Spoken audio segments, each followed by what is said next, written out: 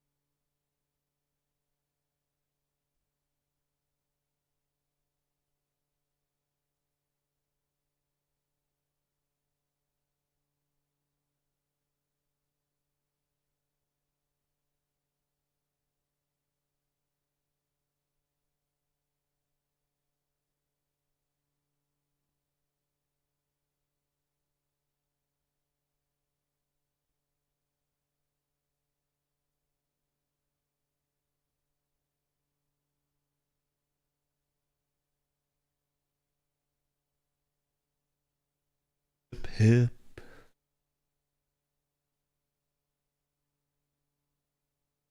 On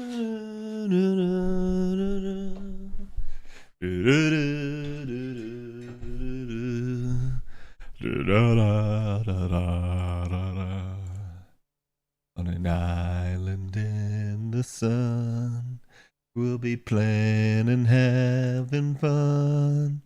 And it makes me feel so fine, I can't control my brain.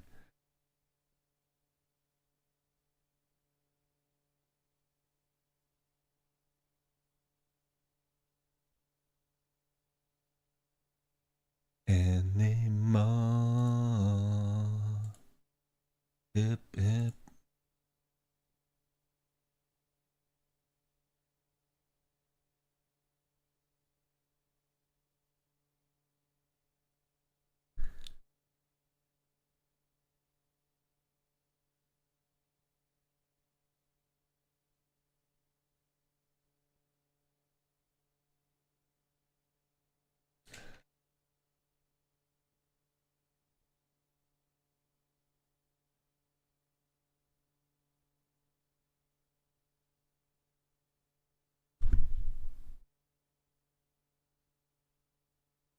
I thought this was literally war.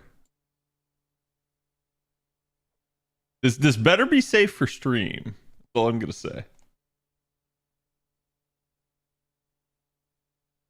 I think I've heard this before, actually. All right.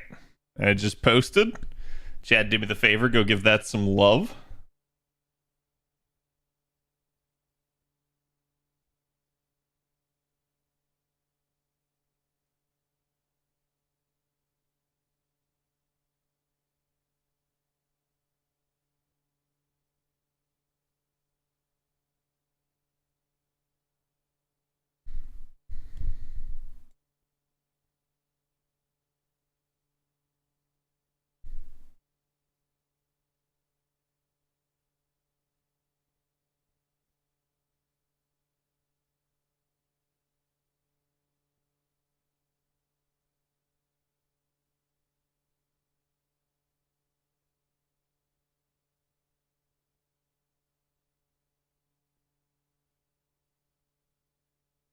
Okay.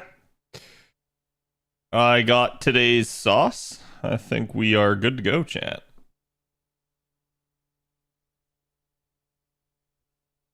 Hello, everybody.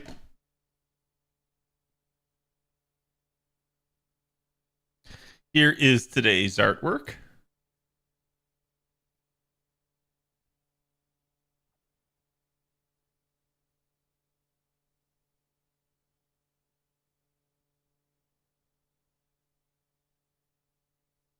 You have to work through the extension till May 1 being in Florida. I managed to dodge that personally. Yes, I do. Okay, so chat, there is today's artwork. Go give the artist some love. Like I said, I got the tweet posted for the Go Live message as well. Do me the favor and give that love.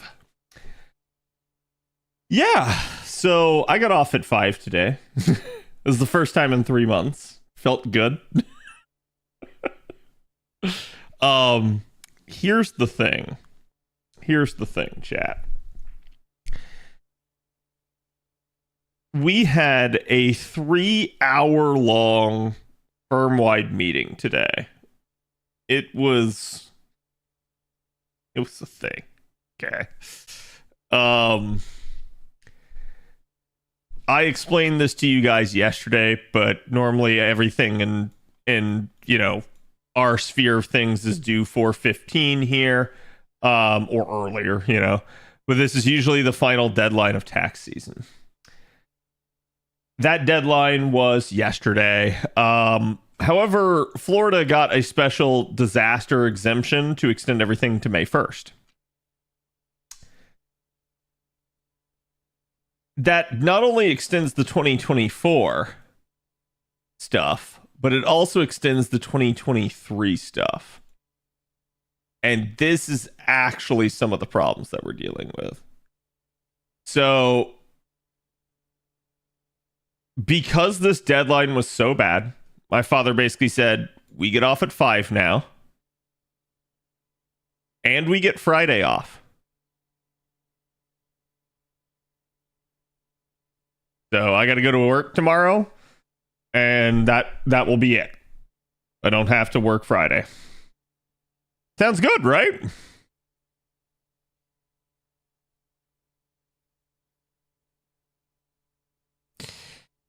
However, starting Monday,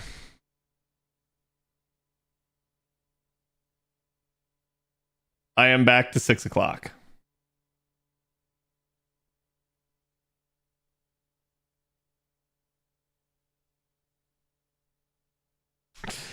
So, my hours got reduced. But my hours are getting pulled back up.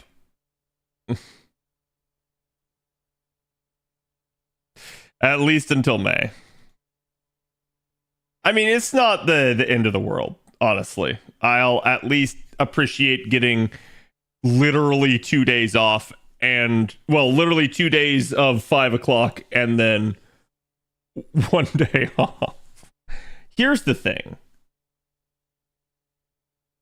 My dad said is like, if we manage to like work our way out of it, he'll pull the hours back down. So that's going to be my goal. I'm going to try to like bust my ass and just see what I can do. I'm going to have a lotto in the middle of that. It's not going to be fun, but it is what it is. Thankfully, like, I don't have to do too much for this lotto, so it's not a huge deal for me.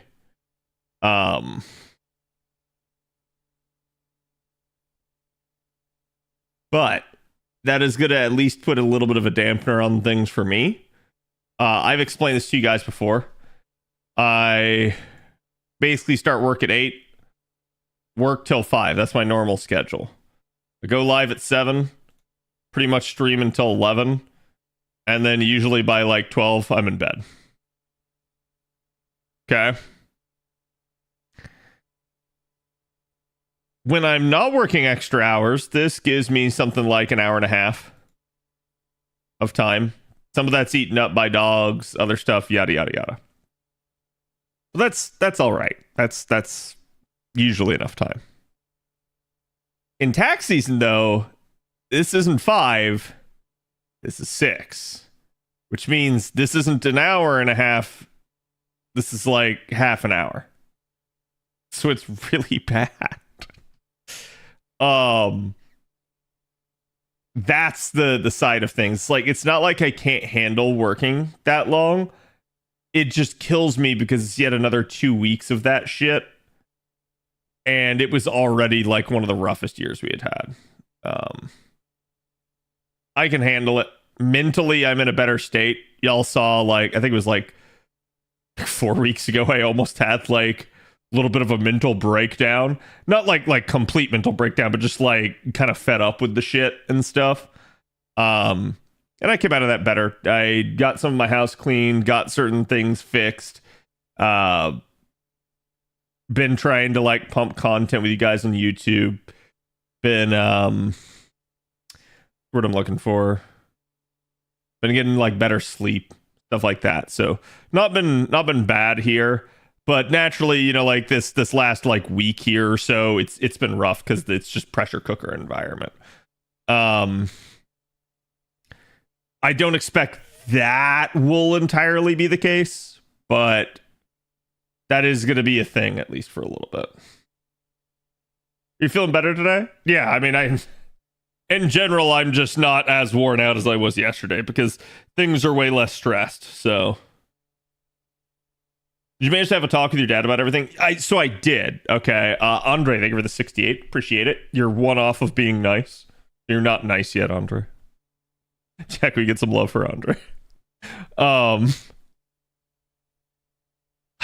Basically, I got in this morning. My father was already in a meeting, which is just like, that's wild to me, right? But that's just how our schedule has been. So he's already in a meeting when I get in there. I don't get to talk to him until about like 9 o'clock.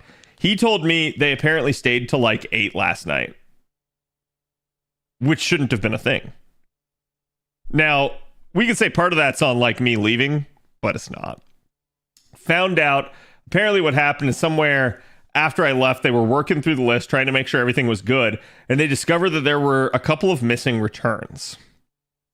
Those returns on the list triggered an alarm bell basically in one of the partners' minds, and he's like, wait, hold on, I got an email about that. And he goes and checks, and these were returns that we were supposed to get emailed. Like they were info that we had collected in our satellite office, and the clerical up there was told to email them. She did, so she did her job in that regard. However, she didn't tell anybody else about it, which, you know, you shouldn't really have to, but it is what it is. However, in the process, the other clerical in the normal office were notified. They were in the loop on the email, and that one partner was. That one partner is super busy, right? Like, so he's not the primary designed to like pay attention to that. He is, however, like he's included in on it as a failsafe for exactly this reason. All the clerical had gone home. So if he had not been included on that email, we would have missed those returns, which would not have been good. In theory, as far as I can tell, there was no problem with it. Even if we didn't get it, it wouldn't have been a big deal. But my dad was livid with the clerical staff this morning. Like, so we had a 3-hour meeting. Before that 3-hour meeting, he had a special, like, 1-hour pull aside just for the clerical, where he basically reamed them. And they kind of deserved it. Like, a lot of the issues with this deadline for us were clerical driven. So that you guys are aware, like, obviously, as an accounting firm, we have the accountants, right? And then we have clerical staff, and clerical staff is like basically people that like work with the accountants to help facilitate stuff. They're your administration, your like sort of day-to-day tedium type of people that like help prep things for the accountants to actually work on. They deal with clients and like making sure they get all the proper documentation, yada yada yada. So it's like they're absolutely essential. They do a fantastic job. I don't want to make them sound like they're like less than human or anything like that. It's not the case. But it like the closest thing I can tell you guys is it's close to like a paralegal, right? In regards to how like lawyers work. So it's really funny because they absolutely dropped the ball. They phoned it in and they all went home and nobody bothered to check anything. And that's why my dad reamed them. It's like it's the one thing they have to do in their job, and they didn't do it. So it was really, really, really not a good situation for them today. Hilariously, the girl that was out yesterday for the actual tax deadline was also not there today. So she did not get included in that 3-hour meeting, which probably a good thing for her, but also a bad thing because she absolutely got thrown under the bus repeatedly. So she was not there to defend herself.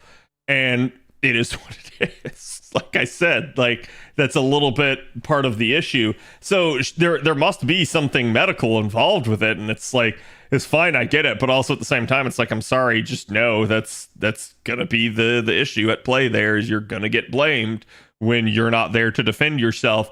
And it's not even a like, oh, you know, it was actually two people's fault. It's like, no, a lot of the issues were specifically hers because she did not tell anybody about the returns that she had. So that was a different issue than the clerical issue, but one of our accountants was not there for the deadline. And it's just, that caused its own set of issues. The big thing that we had to be concerned with were obviously Florida got extension and, you know, like anybody that was trying to file federally within Florida here for us got that extension. What didn't get an extension is anybody that had a state return that wasn't Florida. So somebody that probably resides in Florida, but maybe, you know, has some sort of extracurricular activity in another state. So maybe they own a home in another state that's like a rental. Maybe they have wages because they somehow managed to work in another state or across state lines. That sort of stuff. But that was the issue, is we had to make sure all the state people were at least covered because they didn't get the extra time. And in those like 8 returns that the clerical missed, we weren't sure whether or not there was a state issue. In retrospect, before I left at 6 yesterday, I had been in charge of the state list. None of them were on it, so it wasn't an issue. They didn't know that though. So that's why, like, I caught a little bit of flack at the meeting. But to be fair, the flack that I caught was literally a, hey, there were some things left on the state list when I left, but I had also made the other senior aware of it and told her that there was nothing I could do about these because it was literally just a case-by-case basis of whoever had prepared the returns had not marked the projects, and I was not sure what the status on them was. And it hadn't been stored. So she told me to go check to see if they were stored. I checked all of them. None of them had been stored, but that doesn't mean they haven't been done. It just means that they hadn't been processed through all the way. So at that point, it's like I made her aware of that. So I basically got to completely like know that criticism towards me. And it was funny because our office manager also tried to blame me for something because they had me. So my father acts as like the lead reviewer on every return. So he's the final say. Okay. Think of it like an editor for like a newspaper or something like that.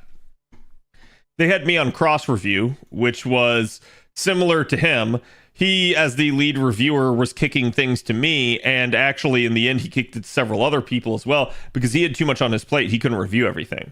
So in the process, he got me on that, and I was helping him out a ton. That's what I've been doing the last couple of days, is doing a bunch of the cross review work, which was a clusterfuck because a lot of people like that had been preparing the returns had just done them wrong this year. Part of that was because, so I'm a senior accountant. The other senior accountant that they had on it was the one kind of running the deadline for us. And she's terrible, at least with regards to divvying up work. So I told her, like, kind of that she needed to micromanage the new girl that we have. And she didn't do that. And she just started, like, flinging returns at her that she had no business doing. So there were a ton of really poorly prepared returns that we ended up having to like me as the cross reviewer, I had to basically prepare the returns. So it became a total clusterfuck. But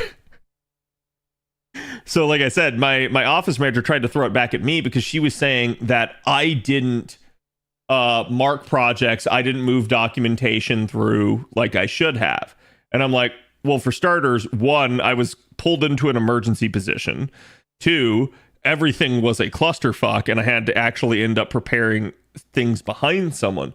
3, I actually did a damn good job, which she later admitted.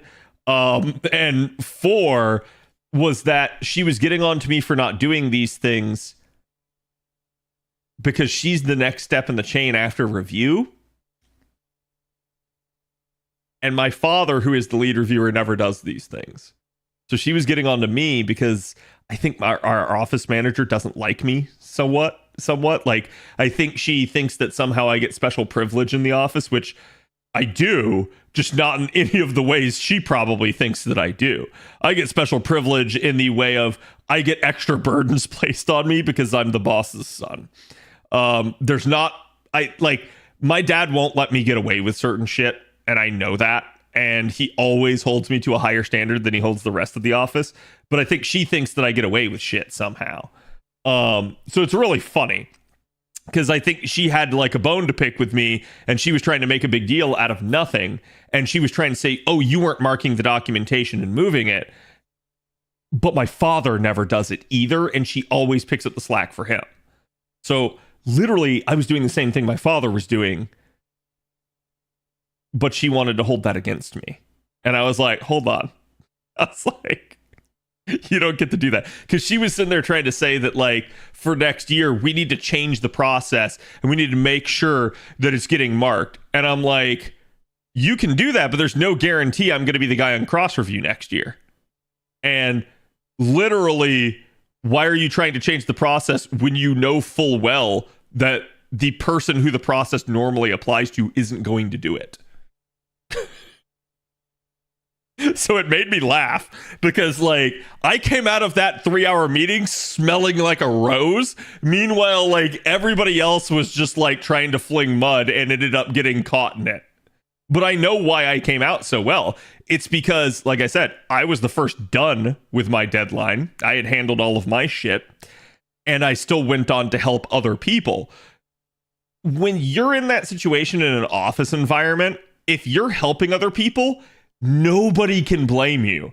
You are literally scot-free, because anybody that wants to blame you has to actually blame the person that you're helping.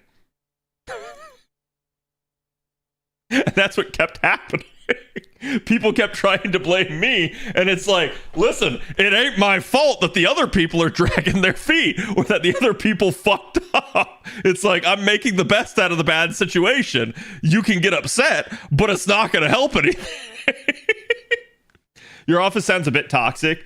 Honestly, we're a smaller office, but it kind of is. And it's something that just drives me up a wall. I don't like it. And it's one of the reasons why a lot of the time I'm not super social in my office. I used to be, but nowadays I very much am a little bit cloistered because there is some toxicity in the office. And a little bit, I'm waiting for like 1 or 2 people to retire because, one, I know it's going to happen here probably in the next 5 years. And 2, it's just one of those deals where it's like, until those people are gone, the office environment and culture is not going to get better. Being one of the more competent people at your work can be frustrating, but also has its benefits. Oh, listen, on deadlines that were less fucked, I've known that, like, I was ahead of schedule and I've purposefully slowed down. Because the first one done has to help everyone.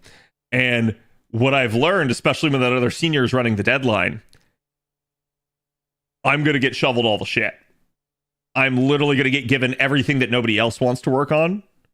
And that crap pisses me off because I've noticed other accountants will sandbag and purposely leave the worst stuff for last to make someone else take it. And it's like, no, you actually need to try and do the worst stuff first, because it's going to take you the longest to deal with. You might end up having back and forth with clients. You might end up needing to give them time to get stuff together. So it's like, you have to actually jump on that first. It's the, like, really easy client that you don't have to immediately do. But this deadline was bad enough, and I could tell, and I was just like, I'm not sandbagging this one. I'm just going straight through as fast as I can. And we're lucky. We basically didn't make it. But we got bailed out by the fact that there's an extra 15 days. So that ended up being just a weird scenario altogether. And hello, everyone that's come in. Got to deliver last second so you don't get more work. Yeah, it's like, I will do that sometimes, but only if I know we're in a good enough position. It's like, if I not in a good position, if the firm is behind as a whole, I can usually tell. And it's pretty easy. Like I told you guys, chat, wasn't it I think it was Wednesday where we got told there were only 50 returns left and that we were ahead of schedule, and I called bullshit on it, and I was like, ain't no way. And sure enough, that was right. Those 50 returns were not all we had left. We had 50 left because she handed off a ton of the more difficult returns to the new girl, and the new girl just flung shit into the return and then tried to claim it was complete. I don't blame the new girl. I blame the senior that did not like pay attention. Hard work equal more work, I feel like is true a lot at work. Is true a lot at work, especially when you're salaried. Like, that's the benefit of being salaried, is like you have a little bit of job security. The downside is, yeah, not everybody works the same amount, and it sucks, and I hate it. What are your thoughts on the Gura graduation? I've seen it everywhere.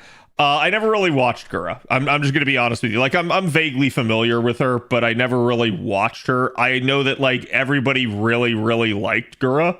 Like, I've never really heard of anybody that was like, oh, I hate Gura or anything like that. Although I did see, like, some really weird person on Twitter today that was like, I don't know, like trying to, like, what are they accusing her of?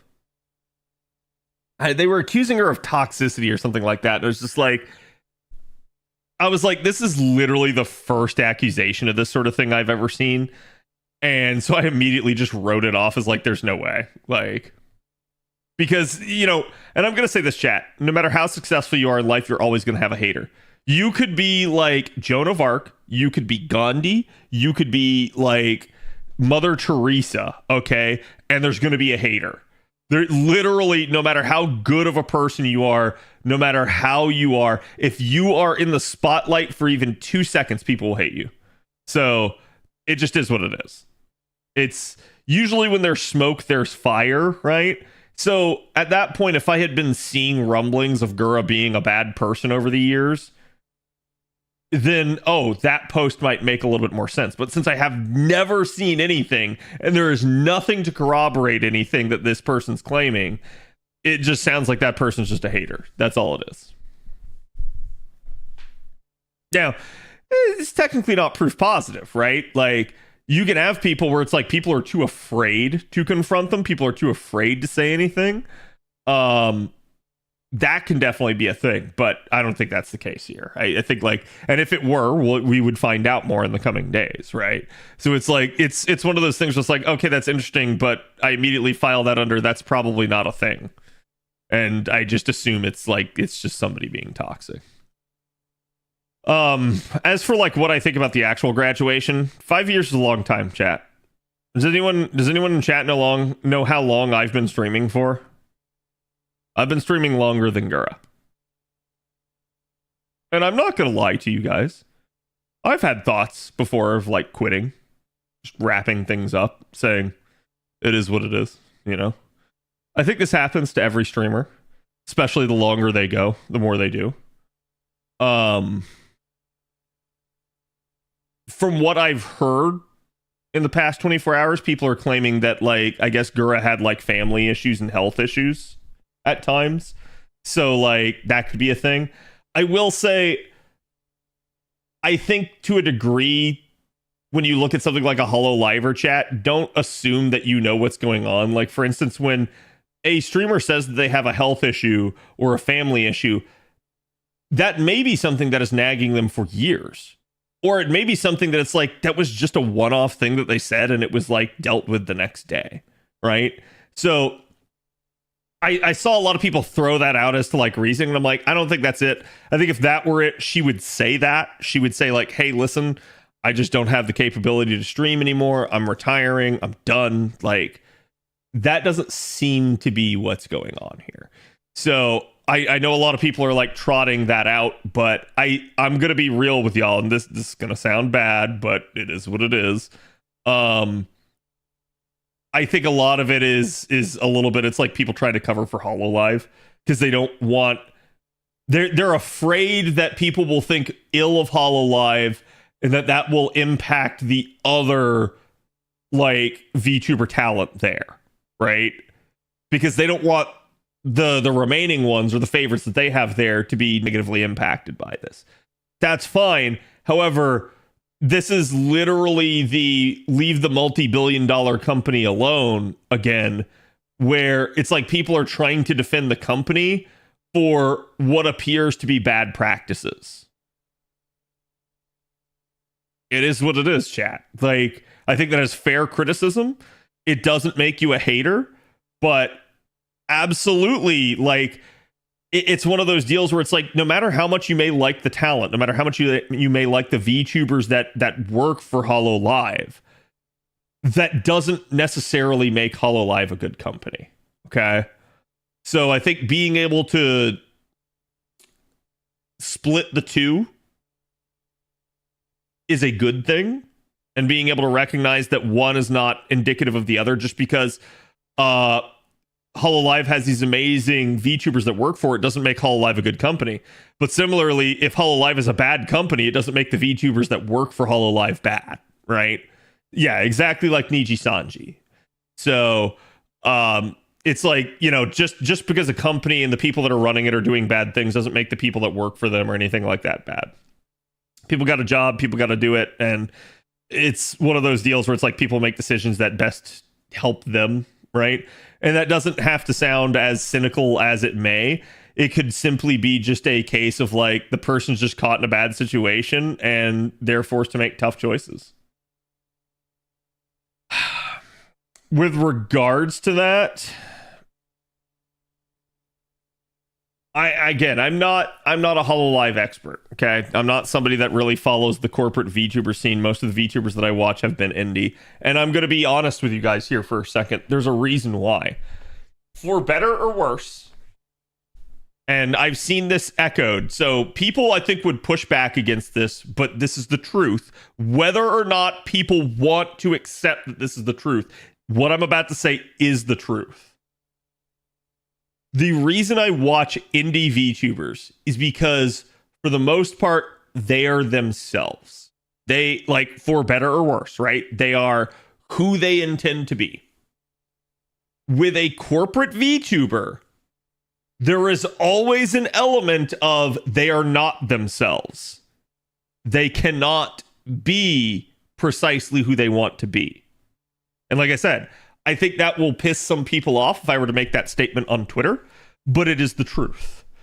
And that is one of the reasons why I've never watched corporate VTubers, is because I never can know how much is true and how much is fake or forced, or, you know, it's being presented purely for that entertainment aspect. Okay. To a degree with independent VTubers, you're also not sure, but at least you can sort of trust in their motivations most of the time. It's like, oh, why might they be lying to me? Well, probably just for the monetary aspect of it. In the corporate setting, they might not be able to say or do certain things because the corporation is just not letting them. And that makes it difficult. So to me, it's an authenticity thing. I can't really tell if this is who the person actually is, or if it's all just an act, or if it's just being forced on them, yada, yada, yada. So it's like, corporate sponsored content creation sounds fake anyways. Right. And that's what I'm saying. But again, it's the same thing. It's like if you're someone that loves Gura, if you're somebody that loves like Ina, if you like Mori or something like that, right? I'm just throwing out names that I know are HoloLive. It's fine. Like, I'm not going to judge anybody that watches that stuff, but it's why I've always had a problem with it and why I never really wanted to endorse it. And for a long period in time, after VTubers first like started becoming really prevalent, that's what I like was worried that they were. And over time, I began to realize it's like, okay, no, not every VTuber is this way. And I quickly realized it's like, corporate VTubers are the ones that almost have to be fake, and at least independents, you're maybe at like 50-50, where some of them are fake because they want to be, others are trying to just be themselves.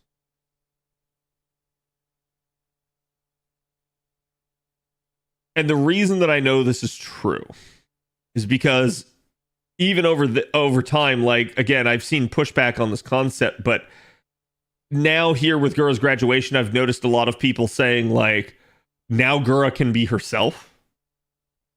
Now she can say and do what she wants. And it's like, so on one hand, you'll have people that'll defend it and be like, no, what do you mean? They're not fake. They're not forced to do things. And then on the other hand, you have people being like, oh, thank God, she's free now. She can do what she wants. And it's like, chat, you can't have both. Like both takes can't be true. One of them must be true. And it is the now she's free. Now she can do what she wants. And this is backed up by the reason for her graduating is differences with management. Again, I'm not super familiar with Gura. I've been told by somebody in VIP that I guess like Gura wasn't streaming as often anymore anyways. So it's like, it is what it is, right? However, and this is just purely, at this point, this is purely hypothetical on my part. Because we know Hollow Live went public, I can easily see that then the stockholders start becoming a concern. And those stockholders apply pressure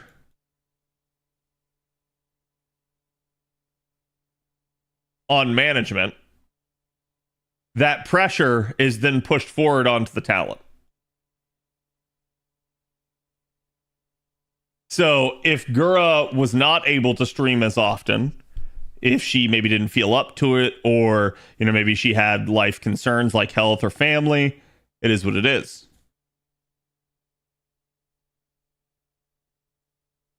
But this is a really easy difference in management.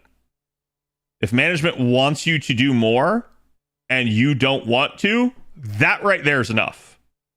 Right there. Right there. Why did Hollow Live go public? I don't know. Someone that is more familiar with the situation can tell me, but I did hear that that was the thing. She got better in Hollow Live. She said she was in a bad place before. Her former life was heavily drinking. Yeah, I mean, it is what it is. I think to some degree, it's the same thing as like going to work every day, chat. Would you rather be a hobo that sits at home all day and has no prospect of a job? Or would you rather go work a job? People that work a job would tell you they would rather be a hobo and sit at home all day. People that sit at home all day, maybe some of you guys would be fine with that, but I think a good chunk of you would also say like, no, I'd rather have the job, right? Because there's at least an element of like, I want to feel like I'm doing something productive. I need that structure in my life. So it's like the same thing for someone like her going into Hollow Live, her becoming part of the corporate scene. It probably did help her if she needed that structure. So it's like, it is what it is. It doesn't mean that like her entire time in Hollow Live is bad or anything like that.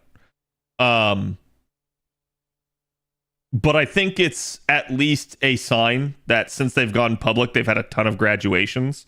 And Gura, who is like literally one of the OGs at this point, is citing differences in management and the way the company's being run. That's not a good look. That's really not a good look, right?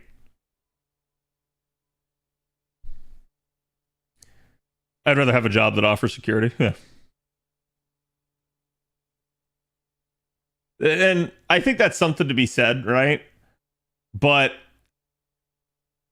I think there's also this idea, especially amongst VTubing, and to apply this to normal jobs, chat. Think about it like this. Your three prospects are no job.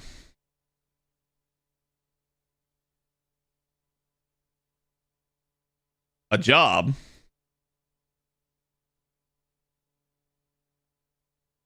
That you hate. Or a job. I'm not even going to say that it's a job that you like. It could be just a job. We'll just call it mid. Like it's tolerable. Okay. If these are your three prospects that you deal with, obviously no job sucks. Nobody wants this. Job that you hate really fucking sucks. A job that is mid is, in this scenario, the best scenario. I mean, you could say there is the fourth option, which is a job that you actually like. I'm going to say this. With regards to VTubing chat, this isn't a thing. There is no job. Why? Because there's literally nothing stopping you from just going out and streaming on the regular. So, with regards to this, the choice is either a job that you hate or a job that is mid or you like. And I think this is the problem, is it doesn't start out this way. I think this is the way the corporate job starts out. But then it turns into this. It becomes untenable. The job makes you do things you don't want to do. The job doesn't let you do the things you want to do. And that's where you start to realize it's not worth it. You don't need the job. It's easy to say, like, oh man, I'd rather have the job than not. And that's true. But if you're somebody in her situation, hey, would you rather continue to work at a job that doesn't appreciate you, makes you do crap you don't want to do, and just genuinely, like, is problematic? Or would you rather go be free, still do the same things, but do what you want to do and not be beholden to an extra set of rules imposed upon you? That's exactly what people will do. They'll switch jobs 10 out of 10 times.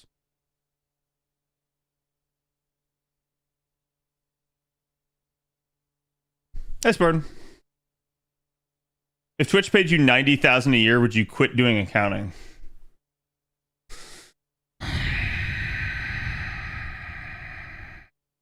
No.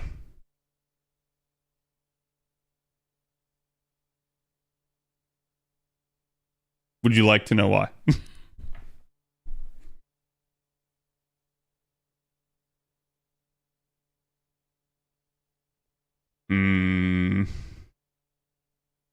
I don't have the charge right now for this, so let's do this and that.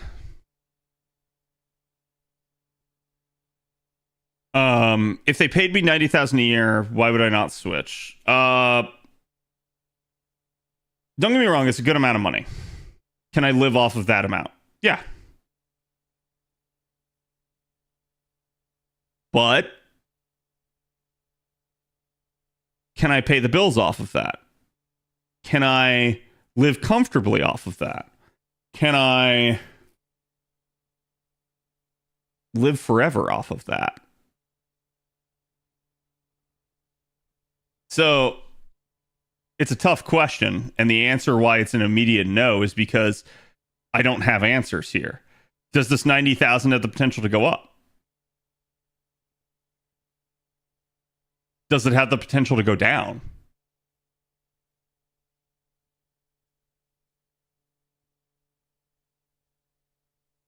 I don't know.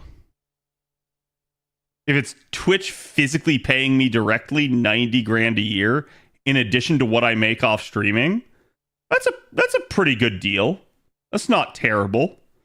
But if it's just, hey, what if you could make 90 grand off of streaming? You don't go with that. And the reason why is because the next year you might make 10 grand off of streaming. You might fall off. You might become a nobody. You might lose your popularity. You might step on a landmine of drama. So it's like, that ain't worth it. Where you switch to a full-time content creation job is when you have it made. When you can literally print money. That's when you switch. Where you're making so much money that you can still live comfortably and you can sock away a shit ton of money for like retirement. That's where you can make the switch to full-time content creator. Before that, you can't make that switch. Not sanely. Don't get me wrong. There are people that make that switch well before that point all the time. Chat, I have heard of tons of success stories of people doing that. But you know what? You never hear about the unsuccessful stories. And there are a shit ton of them. There are a metric crap ton of people that try to make the switch and fail. And there's a couple of reasons why. Some people are way too fast to do it, and they literally are a flash in the pan. And they don't realize that. They haven't been doing it long enough to determine whether or not they actually have a product that is themselves, right? That has stable demand, has potential for growth, and will scale economically over time. That's why it's like it's not just an immediate yes. Because chat, like, I can see a future in which 90,000 isn't that much money. Survivor's bias, yeah. Just be successful, yeah. It's like, it's easy to say. But, you know, there are people that do it. They take that risk and they are successful, and then it pays off big for them. It's a tough choice. Would I do it? No, because I have a stable job. That's exactly why I wouldn't do it. This job would have to get to the point that it was literally more secure. That's where you make the switch. When you realize that you can do it, or it's worth the risk because you have a fallback option. If you don't have a fallback option, do not take that risk. That is you jumping off a cliff without a safety cord, right? At least have the lifeline to pull yourself back.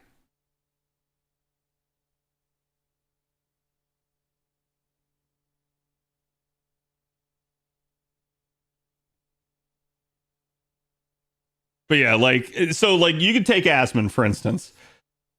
Chat, what makes Asmon so good at this point in terms of his like monetary value? It's not Twitch. Everybody seems to like get butthurt about his Twitch and like try to go after him on Twitch. Don't get me wrong, I'm sure he makes plenty of money off his Twitch, but chat, that man is printing money with his YouTube. Printing it. Every time he puts out a video, it's like 500,000 views at minimum. So it's like, damn, must be nice. That's all I can say.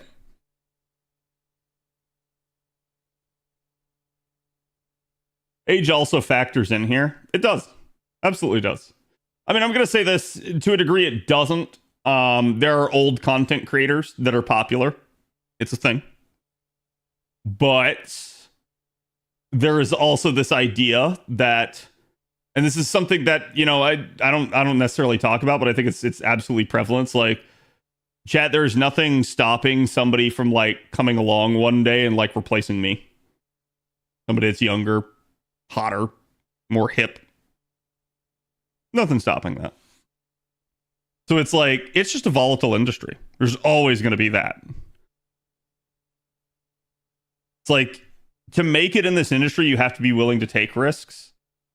And I think and let me give you guys an example of this. I can say that no, I wouldn't do that, but that's because you didn't give me enough info. I'm an analyst at heart, chat. I can figure out whether or not I have a good chance. So if I get more data, I can make a proper choice. And if I can talk with some of the people in my life, I can determine whether or not I have a safety net.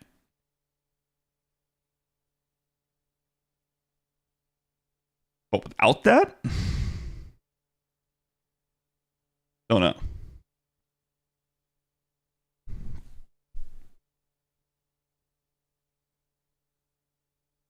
Which is why he cannot monetize Twitch. He can monetize Twitch now, but what if Hanako came back to the mainstream and replaced CAD? Hanako wouldn't replace me. Me and Hanako, for starters, we streamed side by side for years, so I'm not worried about that. And secondly, what I dabble in and what Hanako dabbles in, for the most part, are separate. So it's like people that watch me people that watch him or people that watch both of us would be a different crew of people, right? And there's nothing wrong with that. Yeah, it's an apples to oranges type scenario. I'm not gonna say there's no overlap, just that like the overlap would be different. And that's no knock against Hanako. It's no knock against me. It's just it is what it is.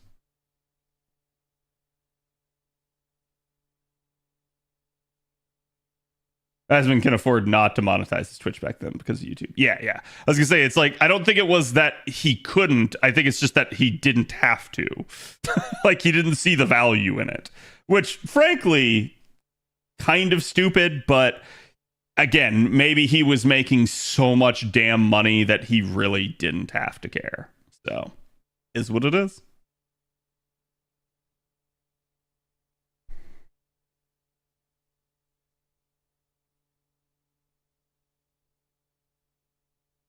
But it's like, it's definitely something I've thought about, chat. Like,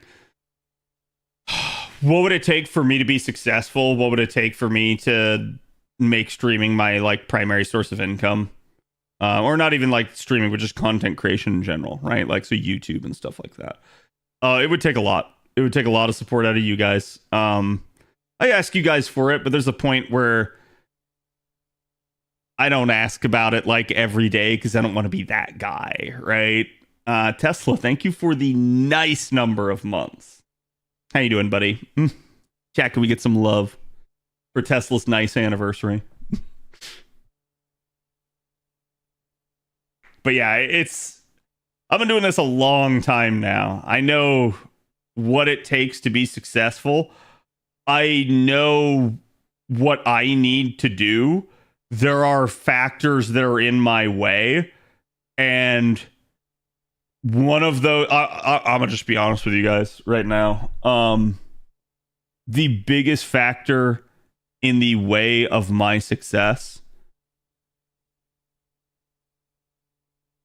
is my upbringing.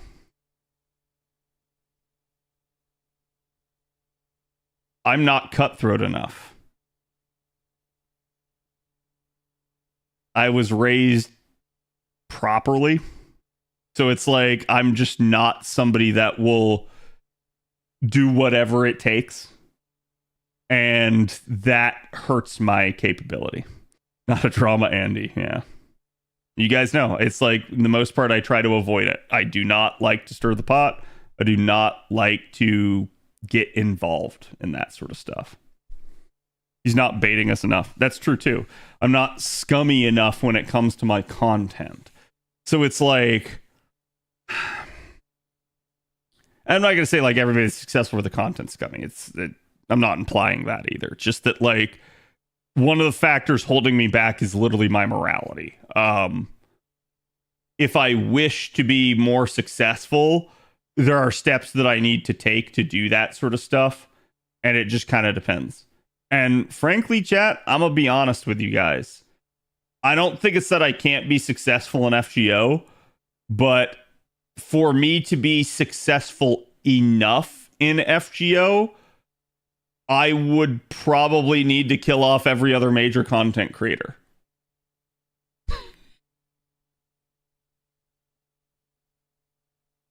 That's not a good thing. So, like, not a sociopath, good to know. Yeah, I'm really not. So it's like, I've done the strategic analysis on this sort of stuff. I know what it takes. It's like, it's not going to happen. And that's definitely something that weighs in the back of my mind. It's like, I love this game, but I don't know that I can ever achieve stable income playing FGO. If that makes any sense. Clip that. Please don't clip that. All you need is a holy grail. Yeah. If your streamer fight to the death. I'd probably fare pretty good in that, but I don't think I want to. Need more pog face clickbait thumbnails with text on screen saying they did what? Yeah, it doesn't work for me. I've talked about this before, but it's like the number one thing driving analytics in the FGO community And this sucks because I don't think, like, to a degree, this is always the case. However, I don't think it's necessarily the degree in every other, like, gaming category and stuff like that.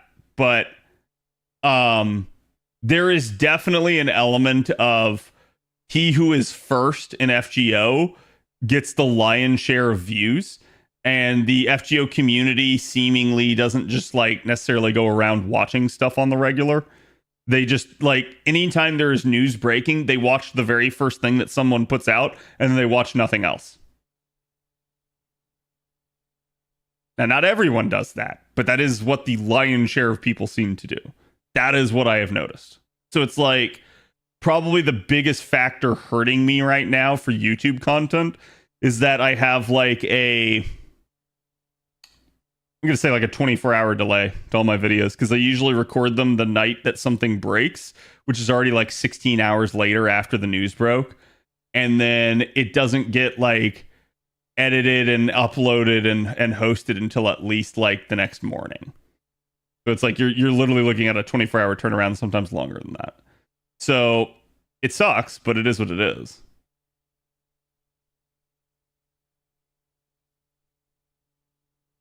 But the conundrum, your current audience is FGO, but if you want to expand, you can't leverage most of your current audience. You're basically starting over. Yeah. Yeah. Interesting that somebody in chat gets that.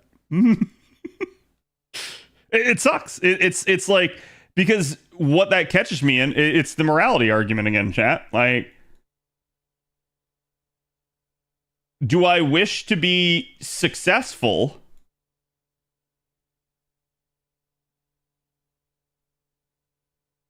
Or do I wish to do right by you guys?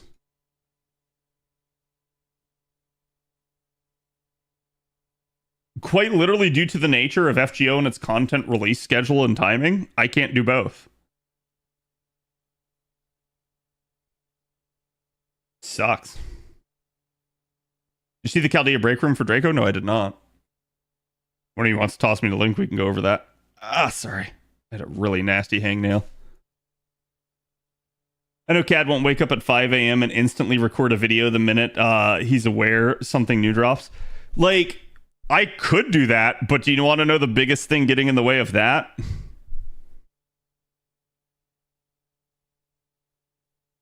It's literally my job. Guess which makes more money right now, chat.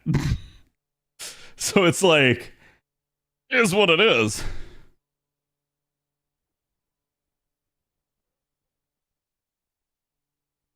To grow FGO would need to start growing more again. Yeah, that would definitely help. I do think FGO meta wise as a game has shrunk in terms of its population. It doesn't mean it's dying. It's just it has shrunk down to the more like core group of people playing it. That core group of people is mostly veterans. Those veterans have mostly decided who they wish to watch content creation wise. Growth would help. However, as I already told you guys, like, the number one driving factor in the community is speed. And therefore, there is at least some amount of futility in the fact that it's like, okay, so for every like 100 new people that FGO gets, I might get like 5. Whereas like other content creators, they might get like 40. They might get like 50. Like, is what it is.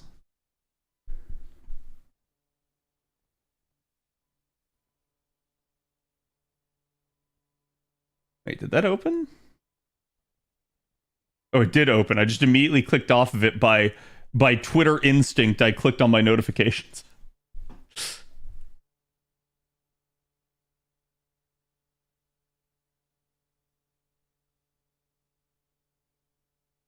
Do you have any plan on uploading your reacts to YouTube? So, like, what do you mean? Like my reactions to like certain media and stuff like that?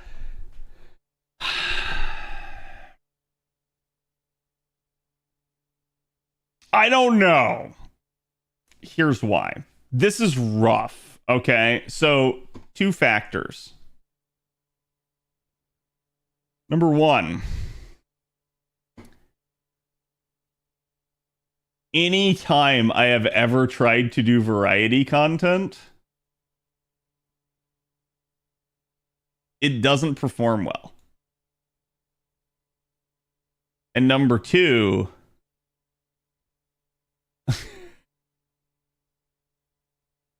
I'm already pushing OKS to the edge, I feel like.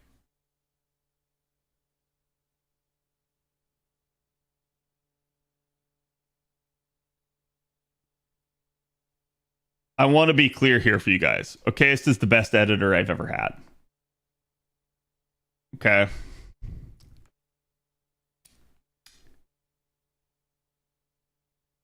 And I always have to be careful about the amount of burden that I'm putting on people.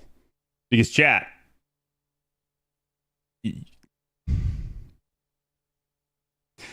you can ask anybody that knows me at this point. I am a workaholic. I will just go. That should be evident. The more you think about me as a person, and the fact that I go to a 8 to 5 job every day, and then come home and stream for 4 hours, that should be apparent.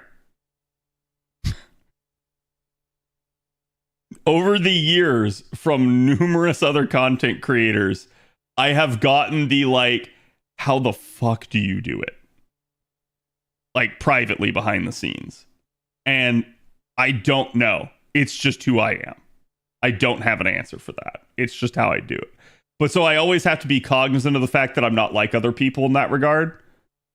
I have to literally keep like that in my head and go like, hey, I can't overburden someone else. I can't expect them to be on my level. I cannot expect somebody to work to the same extent that I do. Dad's not like other girls, exactly. There is at least a reason for this. So variety content performing worse over time is a couple of factors going into that. There's no easy explanation, but whenever you do something new, algorithms hate it. Here's why. If you do something new, an algorithm doesn't know how to treat it. It goes like, what? You've been making FGO content. What do you mean you suddenly made, like, let's say, like, the Helldivers video that we made, right? I think that was actually OK's first video. What do you mean Helldivers? You're not a Helldivers guy, you're an FGO guy. Who the fuck do we send this to? So that's part of the reason that you get poor performance whenever you do variety content. Now, there is a level of like, hey, I could go to the second channel, the VODs channel, and start doing variety content over there. That is where my variety content is anyways. Would it perform well? I don't know.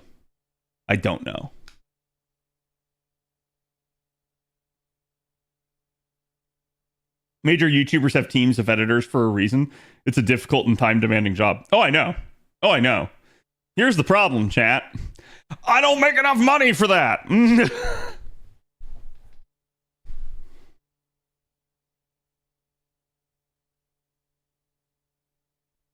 I just noticed you draw a lot of letters starting from the bottom. I think it's because I'm using my mouse. Yeah, because when I write with my hand, I start from the top. I can already just tell you that just by like mentally imaging it. Because obviously I learned how to write, right? But like when I learned predominantly how to write with a pen, I learned cursive. Ah, God, that's difficult with a mouse. There's my name in cursive, chat.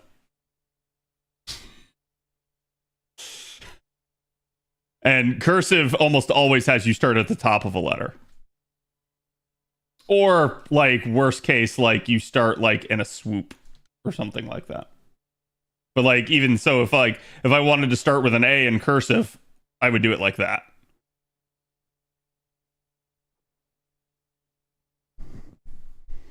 Heard one content creator sunk 60,000 on YouTube, and most of it was on a team of editors. Yeah.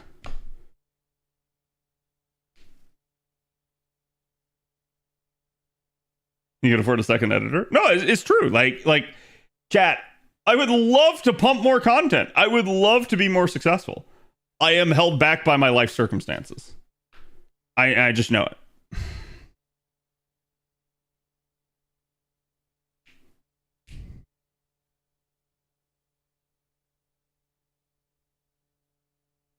You always use cursive when you write? So this is really funny. I don't use cursive anymore, but I definitely use shorthand, and I've caught myself occasionally mixing in a like cursive letter here and there. So like all of my A's are usually cursive formed A's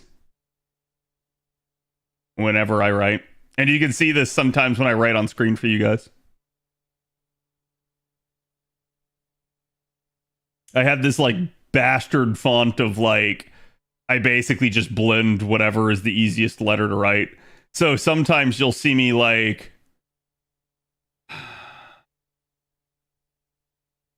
trying to think of a good example of this.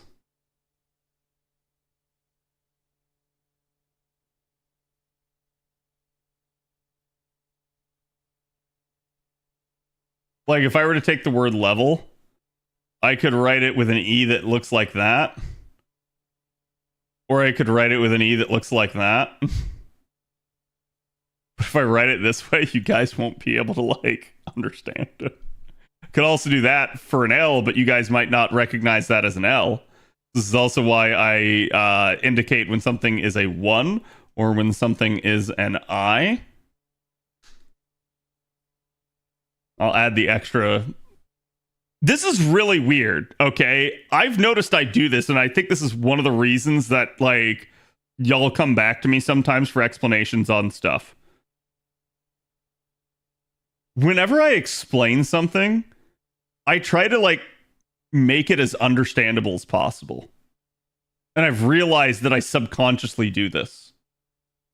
Like, I didn't even think about it until right there. It's like, why do I do that? And it's like, why don't I just write an L like that? Why do I write it like that? Why don't I write an I like that or that? Why do I like add the extra? Like, why do I go the extra mile? That's why. It's literally, it's that. It's like, just so that it's like, oh, when I write the word level on screen, it's so that y'all know exactly what I'm writing.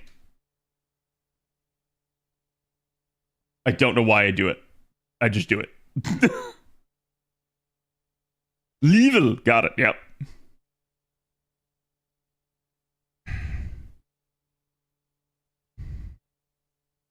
I've never had to write a check, nor do I own an actual checkbook. That's surprising. I don't write checks very often, but I have absolutely had to write several checks in my life.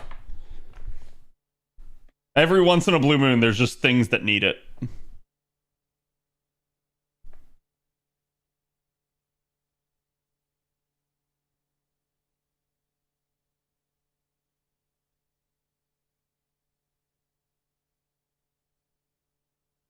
The only thing I can write is my name for signing things. I am terrible at signing stuff. My signature's all over the place. There's no consistency. Because, like, if I, like, so this is a thing, but, like, I kind of need to warm my hand up. If I haven't warmed my hand up, my signature's like, blah, blah, blah. If I've warmed my hand up, my signature's really, like, nice and precise.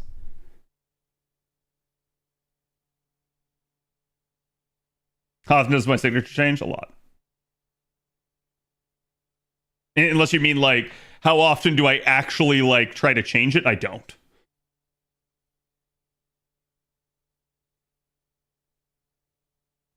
The good old doctor signature? Nah, chat, give him the pirate.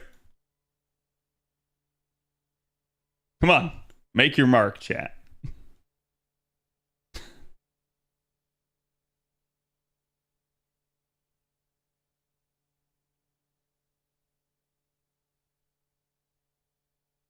I find that signatures eventually start to devolve as I get more lazy writing it. My signature's probably better than most people, but that's because I have to sign a lot of stuff for work. So it's like mine compared to somebody that never has to write theirs.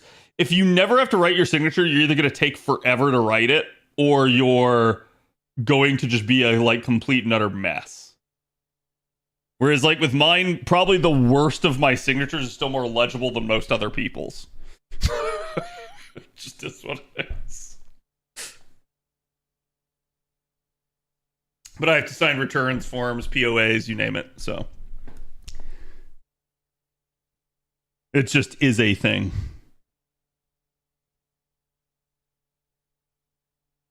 I just do regular print for my signature. That's wild to me. I'm always thrown off when something says to print your name. Always. I'm like, what do you mean print my name? I never have to print my name.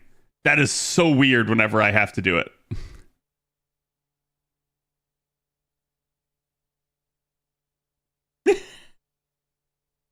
It's all good play. Normally, if I bring up someone's comment on a video, it's just more as like a demonstrative point.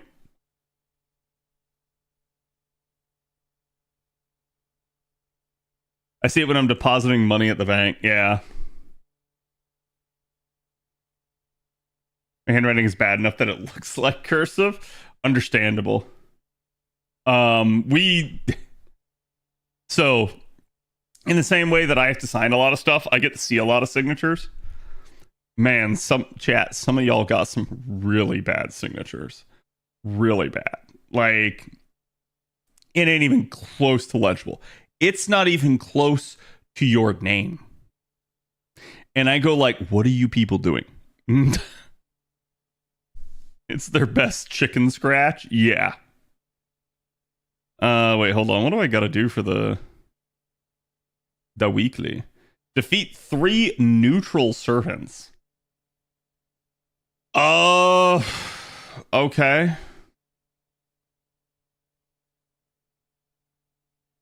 Why do you think the hell have you print your name true?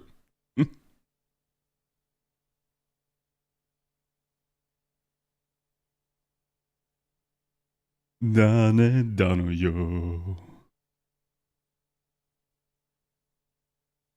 Sugi sugite.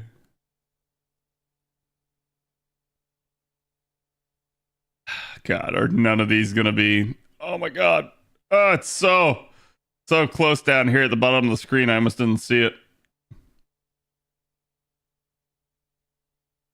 All the extra stuff that I have here, I've already like completed, and this is instead just like it's everybody's costumes. Do they even teach keyboarding in school nowadays? That's a good question. I assume to some degree they do, but it's just part of a general like computer class. Because I assume that people are like not everybody grows up with a computer, right? So I assume they still teach it. Who runs the Massalia and Septum is the cheapest for it? Okay. You can do that. Because LB7 is being evil and breaking my capture card again.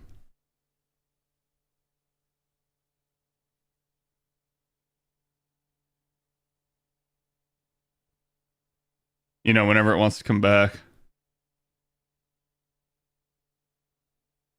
There we go. Wait, is it going to be 2 or just 1? Oh, because I need 3. So it'll be, yeah, whatever.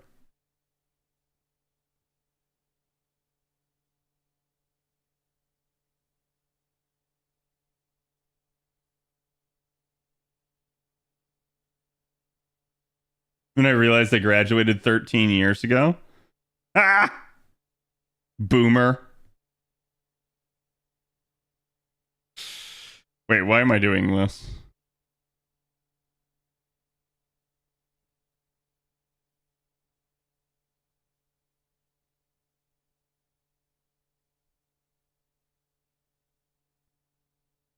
Chat, have you guys ever noticed that Shufu has the plushie on her back whenever she does like her skills?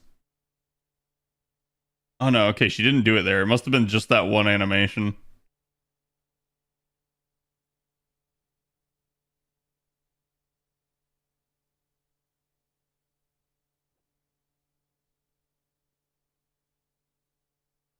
Ah, whatever. That'll work. You're the same age as me, Cad? You don't know that. I'm 21.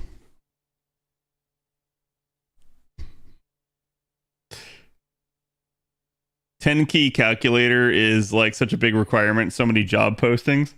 If I were to ask a random group of people 30 years younger, they would likely reply, "What the hell's a 10K?" Oh my god.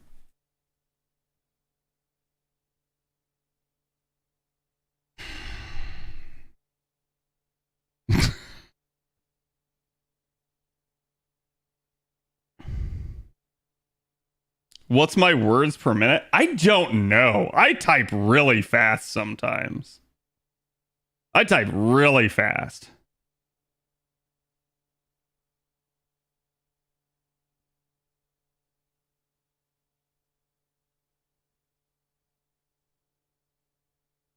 And I miss they made the consort U buff that she gives way stronger. I kind of wish they made it like literally synergistic with any of the consort U's. Because that's just weird. Time to take a typing test. I would be slower at a typing test than I would be for anything else. Chat, they shouldn't give you a typing test. Somebody should just monitor your words per minute as you're having an internet argument. That's easily the fastest that you will ever type. Easily.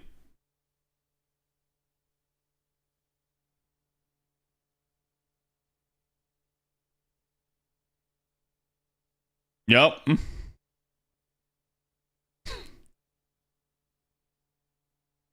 Oops, accidentally pressed enter. Understandable.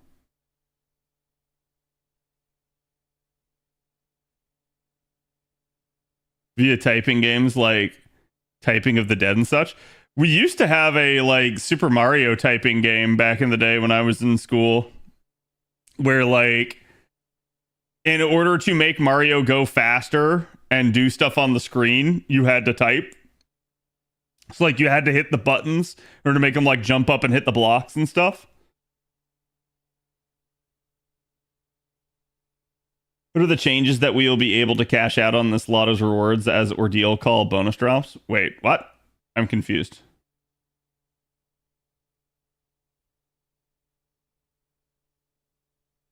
What are you trying to ask, Play?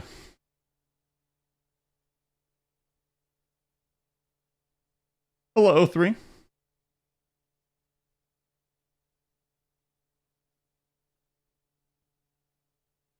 Complete the Rioma event. A lot of reading, sigh. I mean, it is what it is. Wait, did I do an NP there, chat?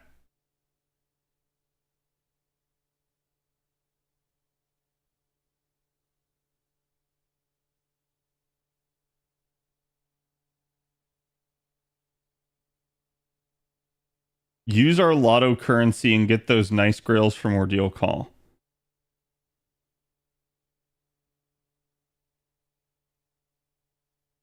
Yeah, I'm confused because those two things are unrelated. That's why I'm like, what are you actually asking?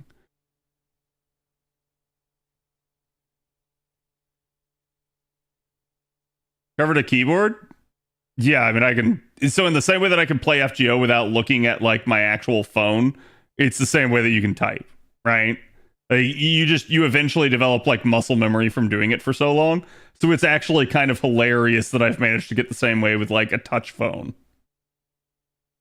It's also a testament to how much they have not moved FGO's UI over the years. You even get enough refund with 2 enemies? Yeah. At least for this comp. Reader Rabbit and Math Blaster. I remember Math Blaster. I don't remember Reader Rabbit.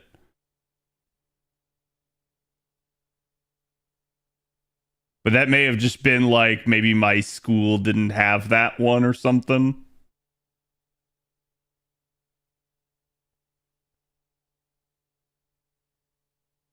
"10,000 fists in the air."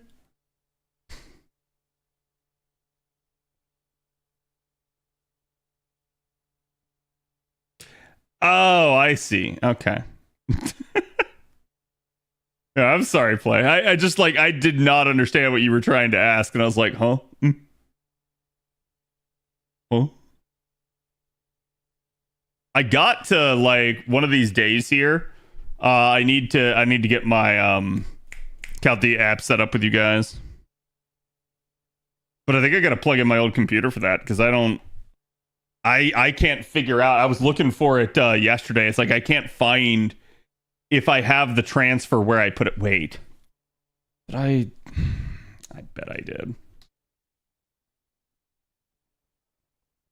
Hold on, chat. It killed the capture card. And while it's redoing that,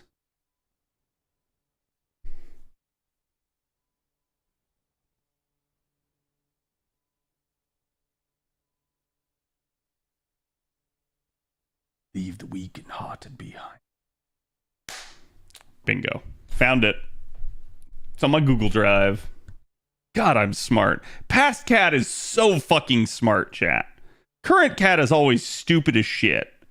Past cat is so much like, I perpetually set my stupid future self up for success. Because stupid future self is like, huh? What would I do? Why would I do that? And then, like, I inevitably get bailed out by my past self, knowing that my future self is going to be a lazy, stupid idiot. I say lazy, not really lazy, just like. But like current cat, even though he is stupid, current cat's really stupid. Really stupid. Sabotage by past self to success. Yep. Its task failed successfully. It's that meme entirely. Are you asking? Okay, so you're asking if there's any chance that the lotto shop will overlap with Ordeal Call 1 rewards. Ooh, so you only ever have 7 days after a lotto? Or is it 5, chat? I don't remember. I think it depends on the lotto. But like most, that's all you ever have. They didn't give us in the roadmap the timing for Ordeal Call on purpose because they didn't want us to like know. So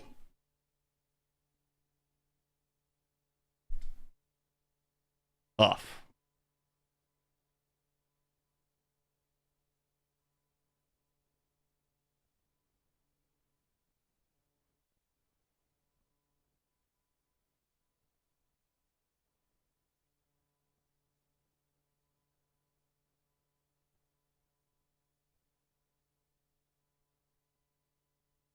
We know the lotto starts on the 24th for us. It's April, so there's only 30 days. There's 6 more days to that. That means the lotto should end, what, May 8th? Wait. Yeah. Yeah, 'cause it should just be a 14-day lotto.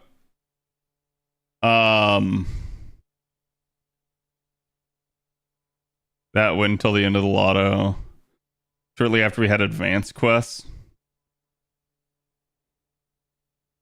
Oh no, okay. It's actually occurred during the lotto. What a stupid time for that. Whatever.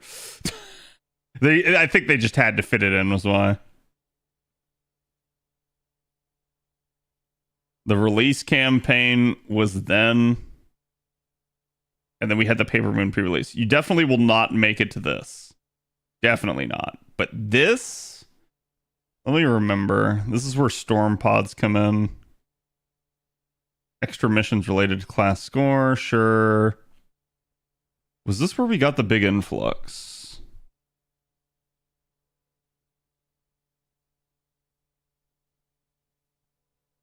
Got the level cap increase. I don't remember. I don't remember if this is exactly where we get it or not.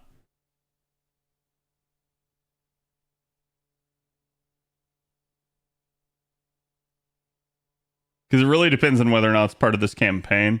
I am going to tell you, though, like, maybe. Like, it depends. I'd have to, like, poke Avalon because I know he's looked at it before.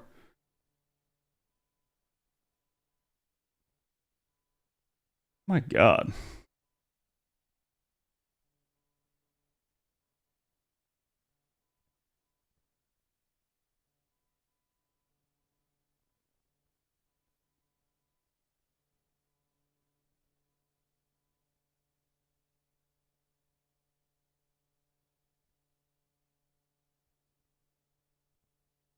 Is the pre-release the one with the LB1 banners?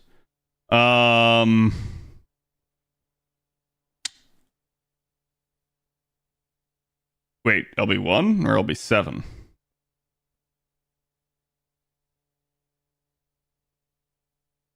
Because yeah, it's like LB1, no. Let me see here.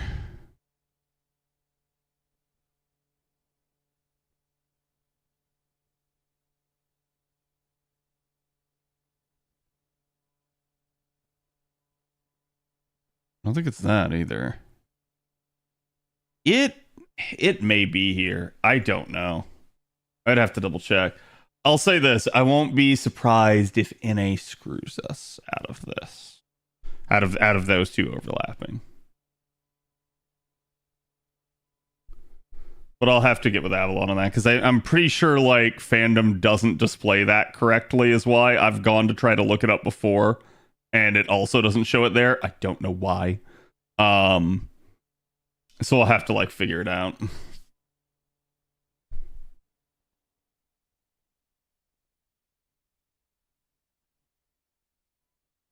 Wait, I'm confused.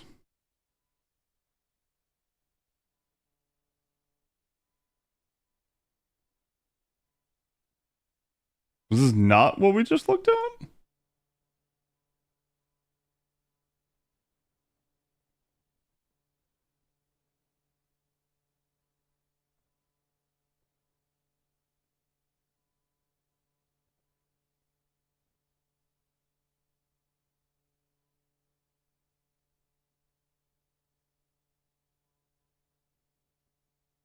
Yeah, but this is the ordeal called release campaign. And it's not part of this. Not part of the pre-release campaign.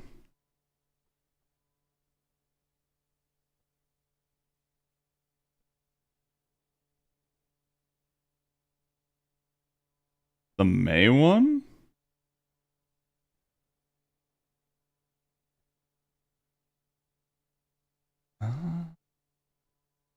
Yeah, I forgot about this.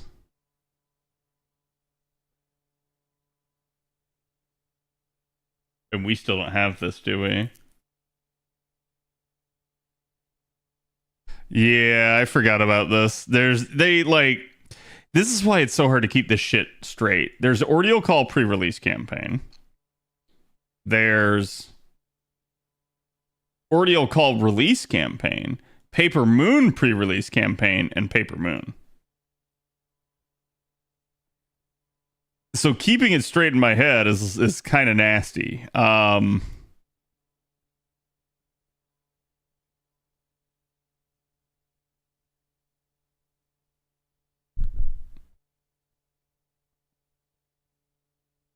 what I'm trying to remember is which one actually has like all of the rewards in it. And I don't freaking remember. And fandom doesn't say which one it is.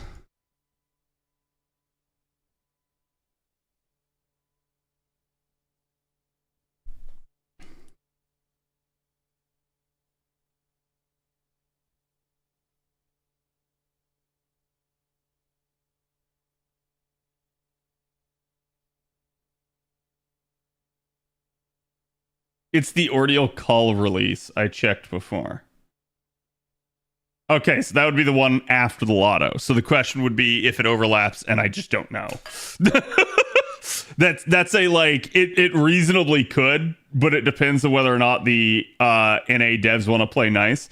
And I'm gonna tell you something right now. The lotto proper is coming out the 24th. A week before that, the Ordeal Call pre-release campaign came out. Which means that pre-release campaign should launch like tomorrow to be on pace for that. Like, we'll see. Maybe it will. But like, if not, then that probably means that they'll delay it some, which means you won't get the direct overlap. Which wouldn't surprise me because that would be the exact type of like petty ass shit that the NA team would do. Just to make sure that NA can't get an extra advantage. And I say extra advantage, this would be the same advantage that JP had. Yeah, it doesn't really matter.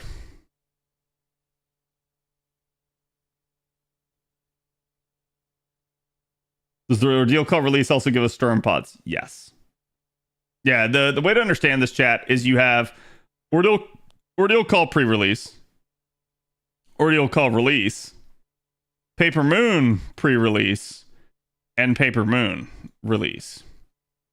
What are the difference? These are Ordeal Call 1, aka Socio 1. This is your story chapter. These are your Bleached Earth quests. This is your storm pods and farming. Okay?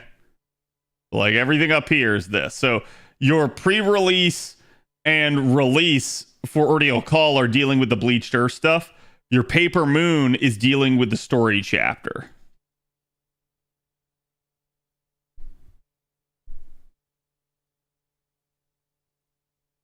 What's the question? I just couldn't remember which one of the campaigns actually has the extra rewards.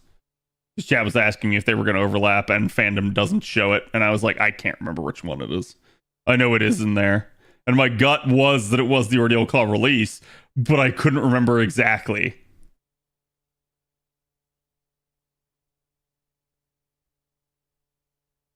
Storm pods are usually 40 AP, right? Yeah, pretty much all of them are at first. Wait, what am I doing? Why am I doing that? Oh well.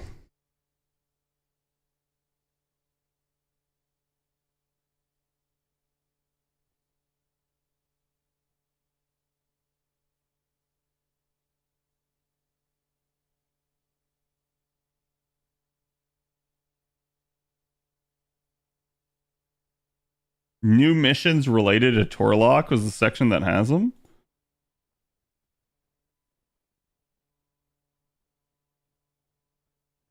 Am I just blind? Hold on.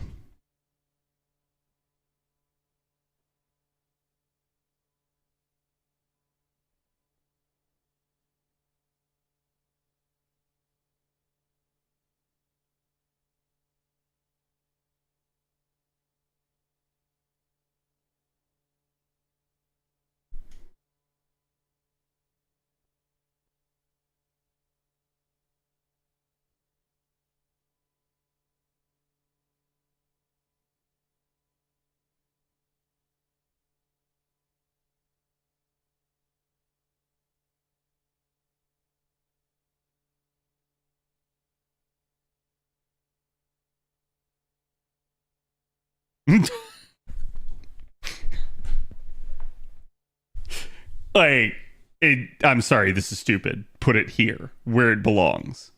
Don't put it in here as an extra thing.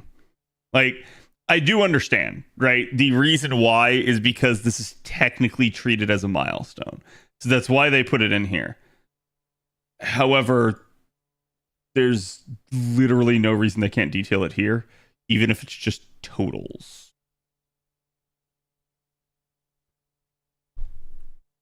It was asked when I checked for. It's always been this way. This is why I always have a hard time finding it, is because like monkey brain and neuron activation happens when I see pictures and I see them detailing literally exhaustively all the other rewards here that are also permanent that don't expire. So it's like at first glance you're just like, wait, this isn't a thing. They're not actually showing it. Yeah, no, that's fine.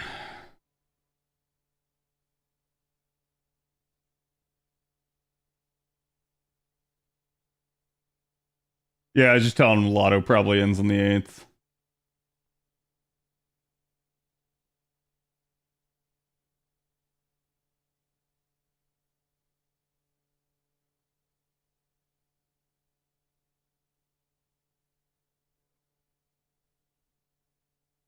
And chat was bringing up the... Oh, wait, so you think... Well, hold on. You just got all flippity floppity with your explanations as well, because I was just explaining to chat before you walked in There's the Ordeal Call pre-campaign and the Ordeal Call release.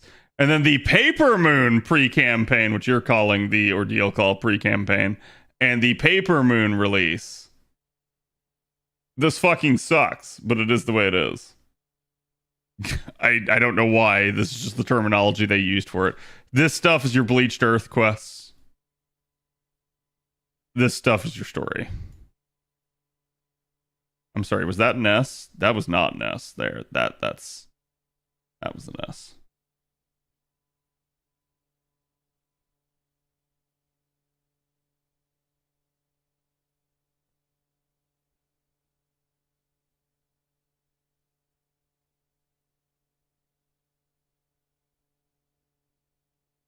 I see the confusion. Hold on. Yeah. Because chat was also bringing that up, and I'm like, technically, like tomorrow, literally on the 17th, we should get the Ordeal Call pre-release. Should. But we'll see. Maybe we do, maybe we don't. Wait, what am I doing? Shufu, get out of here.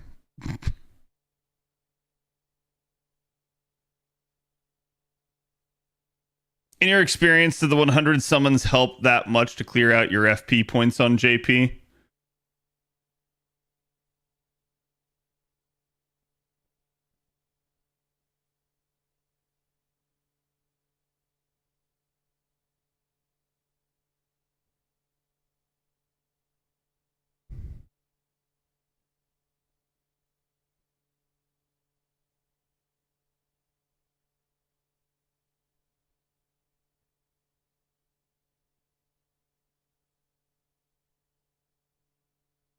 I'll just let pictures do the talking.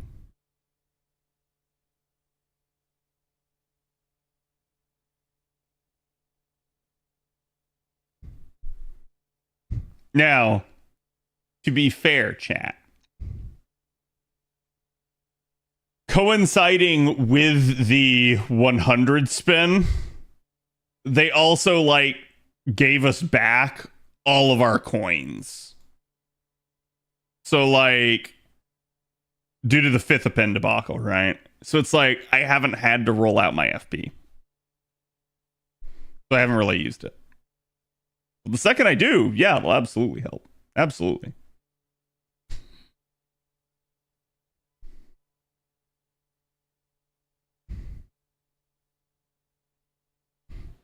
Should be an overlap between the lotto and the rewards.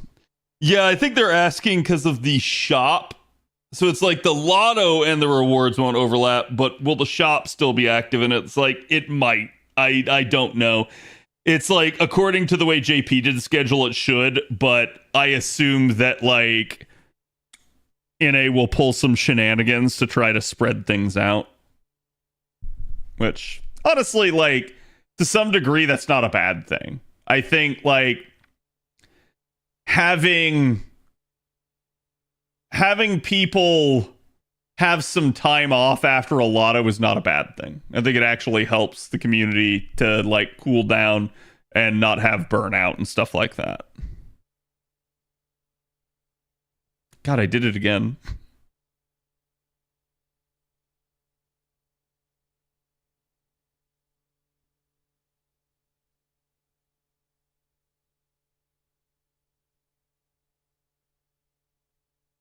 The Superman theme. Yeah. It's so funny to me how whenever you listen to John Williams themes, they all sound very similar. Superman, Star Wars, Jaws, Jurassic Park, they literally all sound similar to a degree. And it's like they're good. It's a little bit, it's like he knows how to make a good song.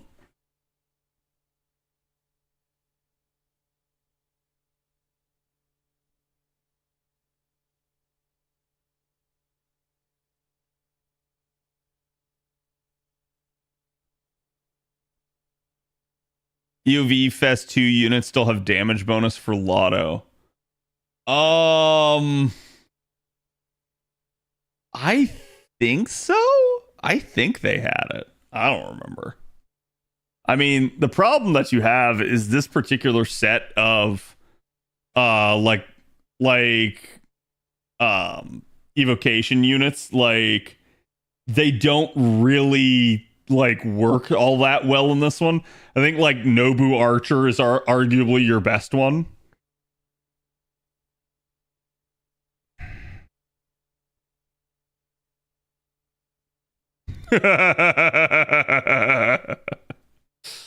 Oh, I have people asking me about that on Twitter too.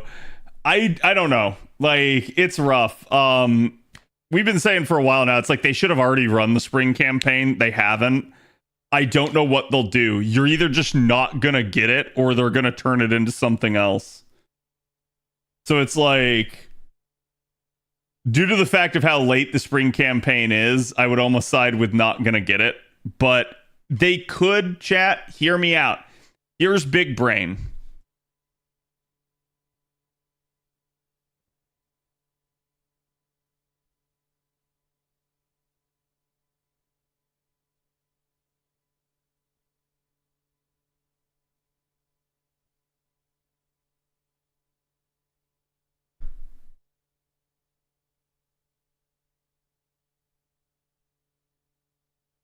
That's my guess.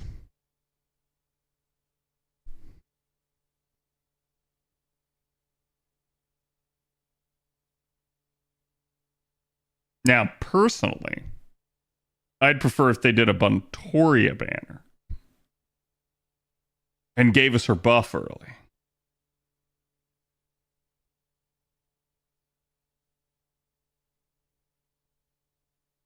But as we know, Single hates me, so they wouldn't do that.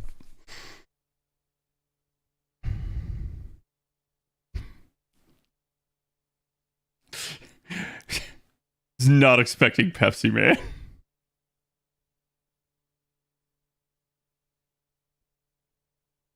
Are we gonna go for DL campaign? Yeah.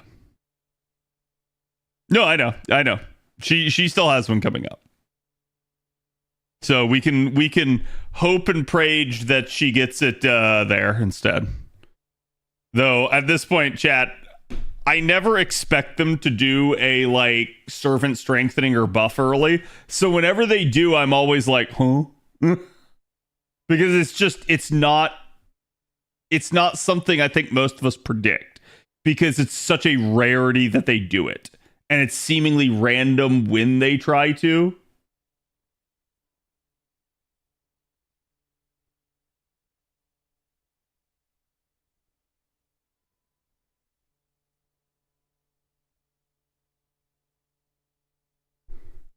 Give me NP Scotty buff? No. Salter buff early, please. You wish. Man, that one's not coming. That one, if they could, they would delay it. But they can't. I guess in theory, that one comes early for you. You get it a month early. Think Drake will be on Destiny Summon this year? I don't know, because haven't both beasts have been kept off of the GSSRs? Like, I think they've been on Destiny, but it was only Destiny.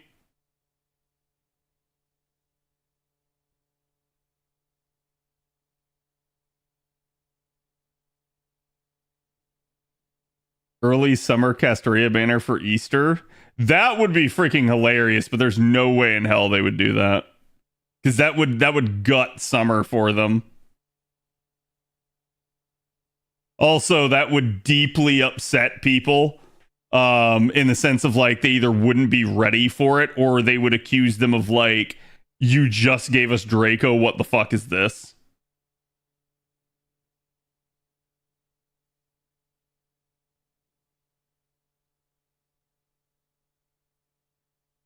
Like I said, I think people would be upset over that. I don't see them doing it. It would be a way to actually mess with our clairvoyance, though, like, for better or worse.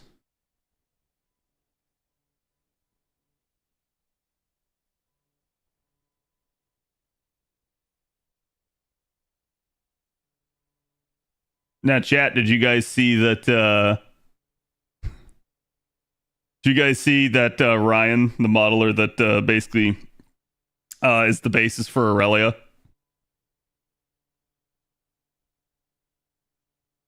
He did the Wilhelmina pose. Yeah, I saw that. I was like, oh, damn, that's nice.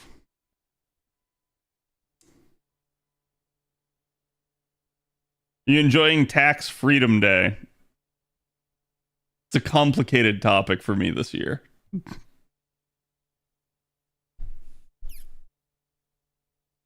Damn, she thick. Yep. Like I said, if you guys didn't know, that is literally who's responsible for Aurelia. At least the basis of it. The basis of Aurelia's model is the Lartoria 3D model that Ryan did. So it's very nice.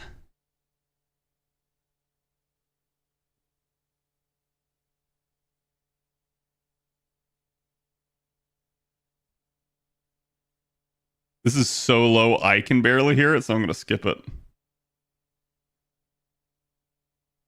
Raging Bracky, huh?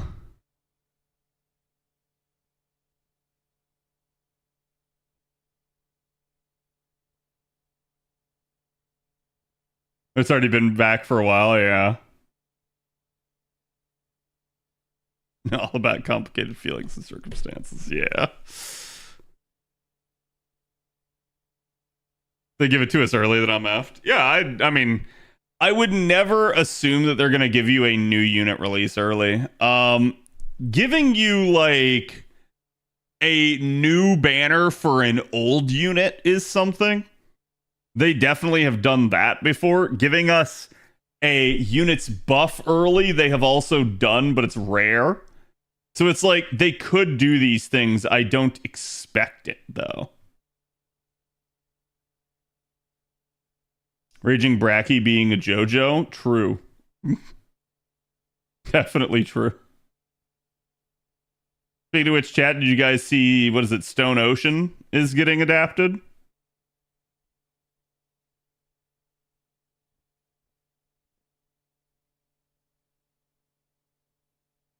Which I have not, or sorry, yeah, not Stone Ocean, Steel Ball Run. That's my bad. Stone Ocean's already a thing.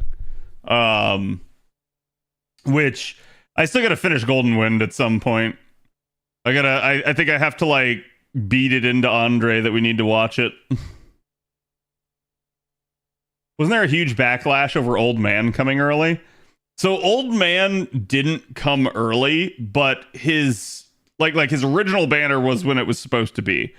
But one of the anniversaries, they pulled forward a banner that was supposed to be the next year that was also attached to his buff. And so they pulled the buff forward, but it was really controversial because it literally straddled the release of Pity. So you had Annie, you had the release of Pity over here, right? And then you had the King Hassan banner that released right before it and ran through the anniversary. But the King Hassan banner did not have Pity applied to it. So it upset people because it was almost like the devs rushed it out to get it in front of the Pity.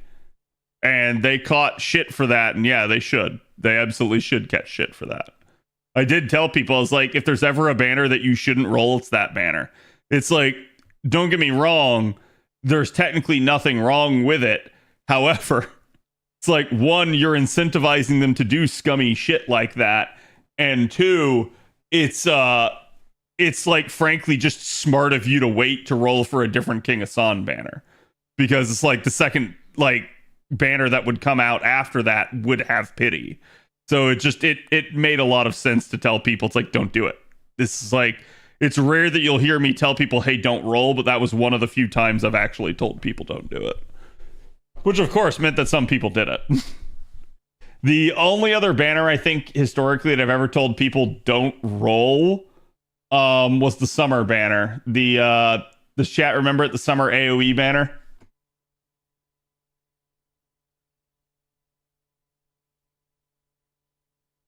So they had a banner that was full of summer AoE units, and it had no rate up. The units were just available in the banner, and it was a potluck design, and it had no rate up. And they also got called out for that. And I was telling people, it's like, don't roll. I saw people that rolled it just for the hell of it, and I was like, you're technically the entirety of the problem with this game. Like, the people that rolled the summer AoE banner are the reason that we got like 6 copies being a thing, and the reason that we got the 5th append being a thing, like with the way that it was released. So it's like, why do devs do shit like this? Well, if you were stupid enough to roll on the summer AoE banner, that's why. Literally. It's like that straight up meant that the devs could get away with anything and you would still be okay with it. It had no rate up. It had no rate up. Yeah, I think if you're a new player, you get a pass on something like that, right? I'm talking about, like, there were veteran players that rolled it just for, like, the meme of it, and it's like... It's like, yeah, we deserve some of the scumminess that we get from the devs when we do stuff like that. Yeah, so right now on NA, Pity is only the first copy. On JP, Pity is every copy. We are waiting on this change to come to NA. However, when did we get this change? Was it... It's not this Annie, right? It's the next Annie.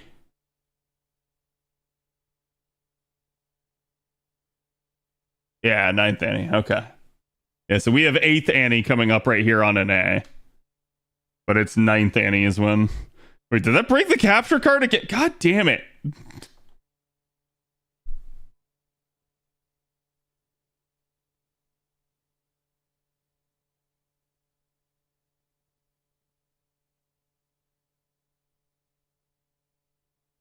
I bet JP players rolled on the AoE banner. No, JP players were calling it out for it.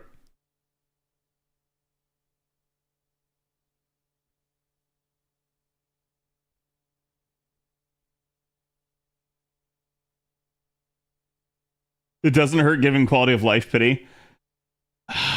I'm sure behind the scenes they have metrics that might indicate that it does. But I've said this before. It's like, I think that would be offset by the like player confidence gain that in applying pity to second copies and more, you would facilitate more people rolling for a second copy.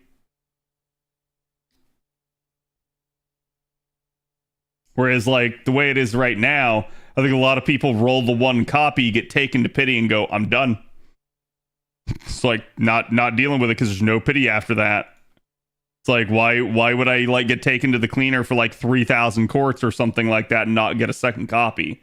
So people just go like, nope, I'm rolling my one, I hit pity, it sucks, but it is what it is, I'm not touching it again. And they literally wait for a second banner.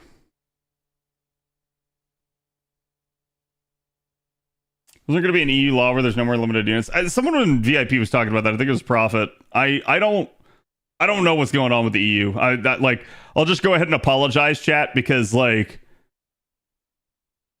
welcome to tax season, brain cad, where it's like I've been out of the loop to some degree.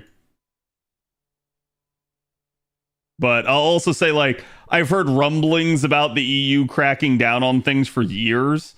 So unless something's actually changed, I'm going to say it's like it doesn't matter until they actually do it.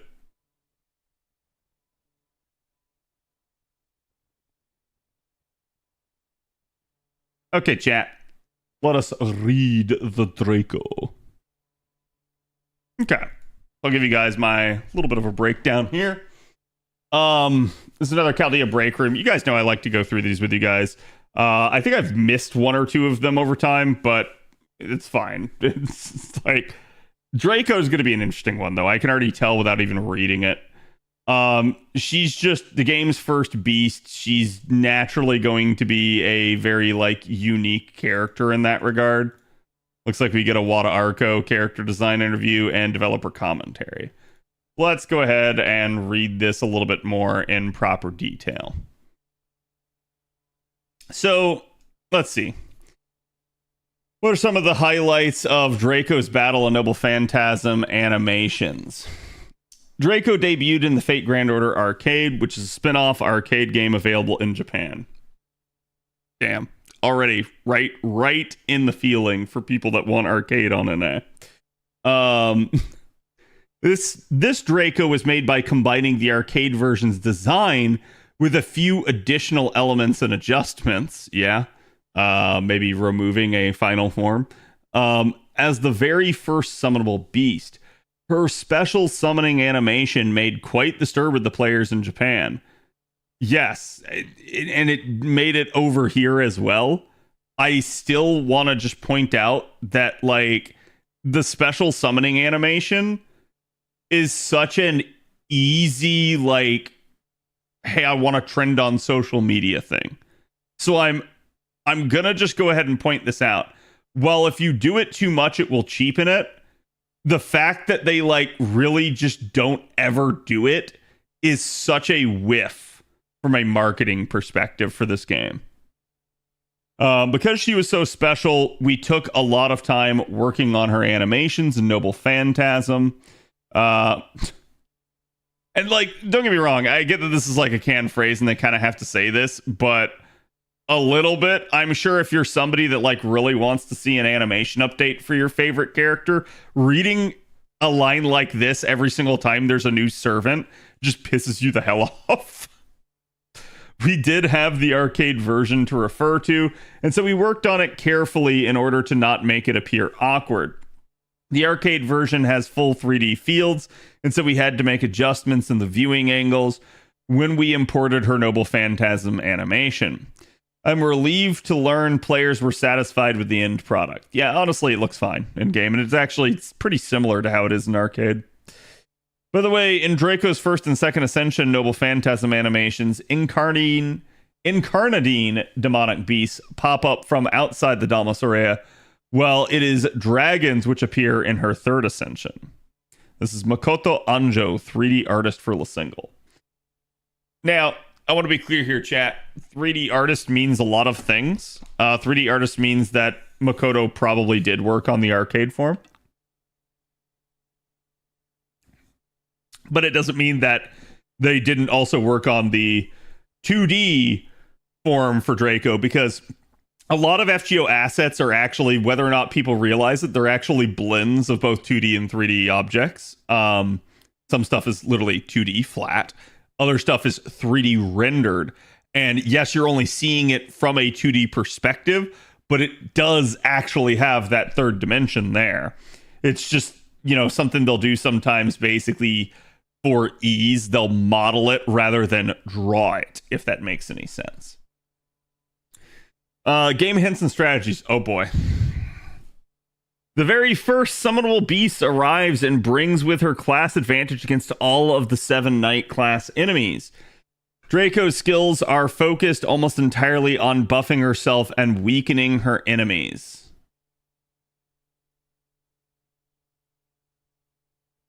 Okay, sure. Among other things, she can grant herself the ability to ignore the enemy's defense, charge her own NP per turn, boost her attack, and increase her critical damage. I mean, it's sure. With her many ways to increase her own damage output and the broad coverage of class advantage provided by her beast class, Draco brings an incredible amount of damage potential to the table through her class advantage, especially when taking advantage of the overcharge effect of her Noble Phantasm, which increases additional special attack damage to the 7 Knight servants.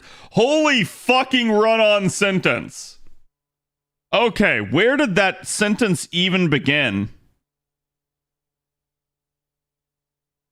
That sentence began here and ran all the way down to here. What the fuck?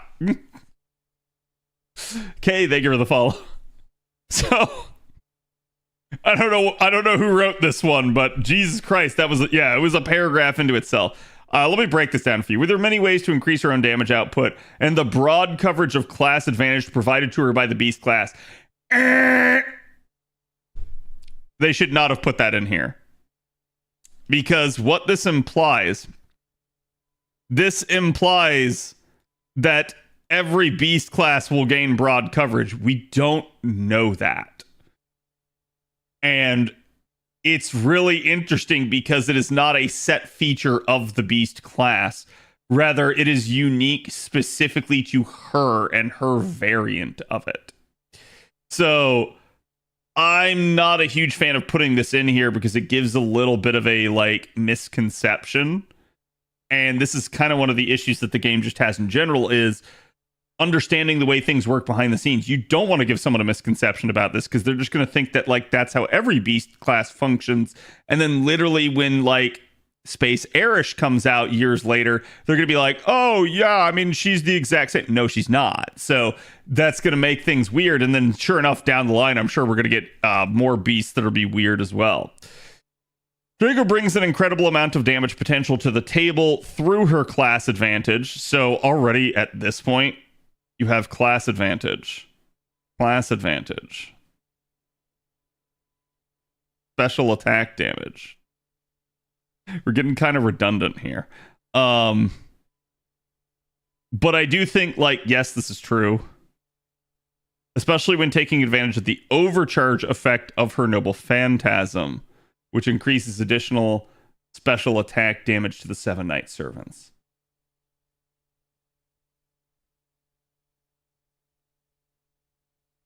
This is true. If I wanted to make this clear, I would have said special attack damage to servants of the 7 Knight classes.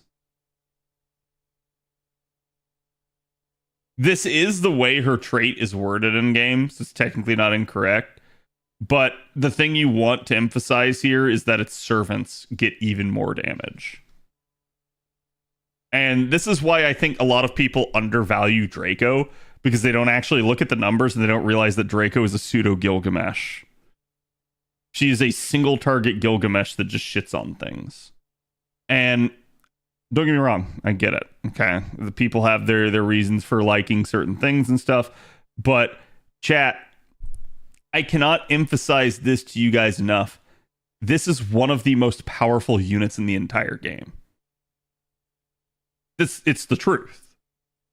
So it's why it's so weird to see people say that it's not. Because it's huh?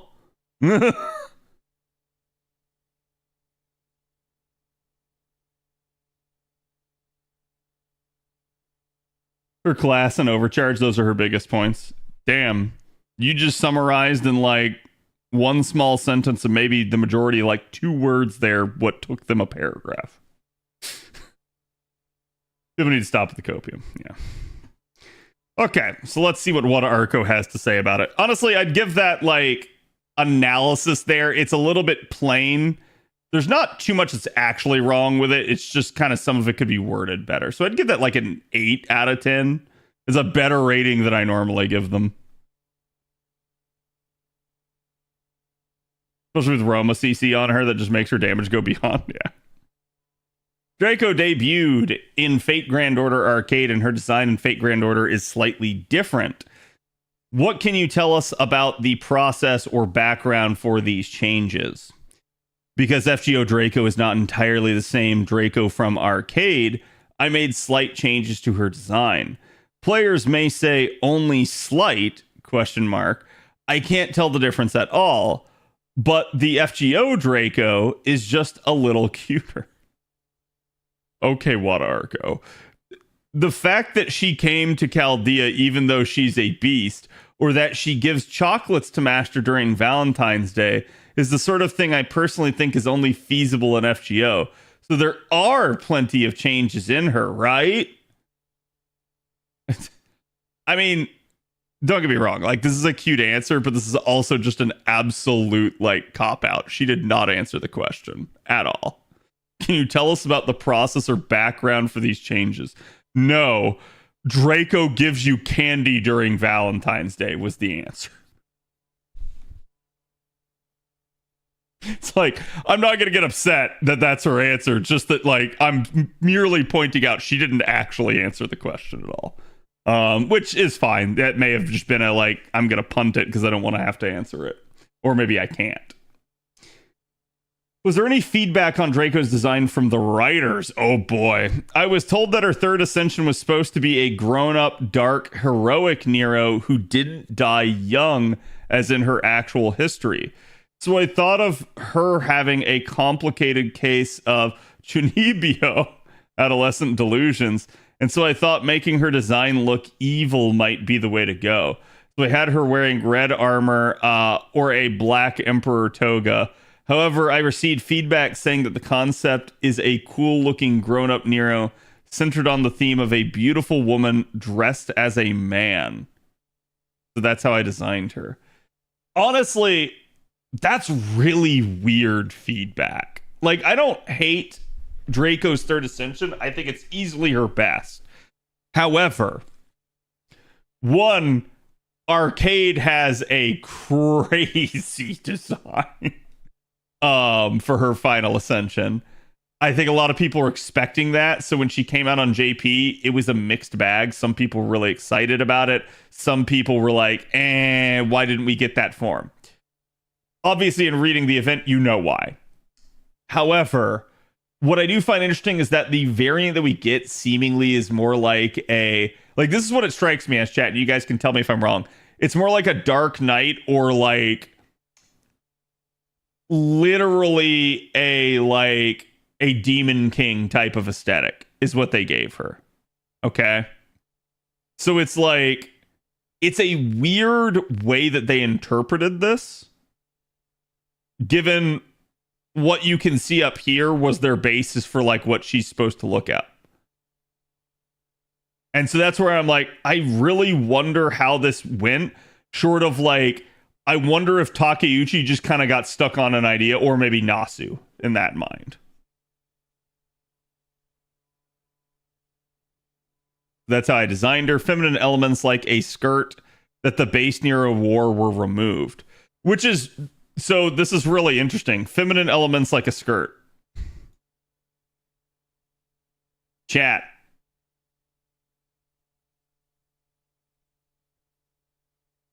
Skirts are only feminine in the modern era. Especially for Roman times. This actually would have fit her more. Wearing tight, form-fitting pants is not a Roman design at all.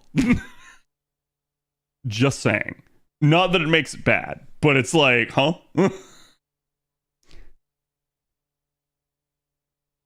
Instead, I had her wear leggings to highlight her graceful feminine legs. The image is of her at about 22 years old. Okay, interesting. Because she has formed a connection with Master built on trust, she has a rather simple state of mind. She's wearing large armor because she wants to show off, though it's also still easy to move around in. Also, she spends her days more relaxed than she did back when she was alive. That's who Draco is. How did you decide on the design for her accessories, her chalice, crown, tail, etc.? I want to hear about the tail. I basically used the lore of the Whore of Babylon as her motif, and like, that's good. They should have. And I'm sure, like, to some degree, Nasu dictated that when she was like, hey, what do you want this to look like? He was probably like, hey, go do some reading on this.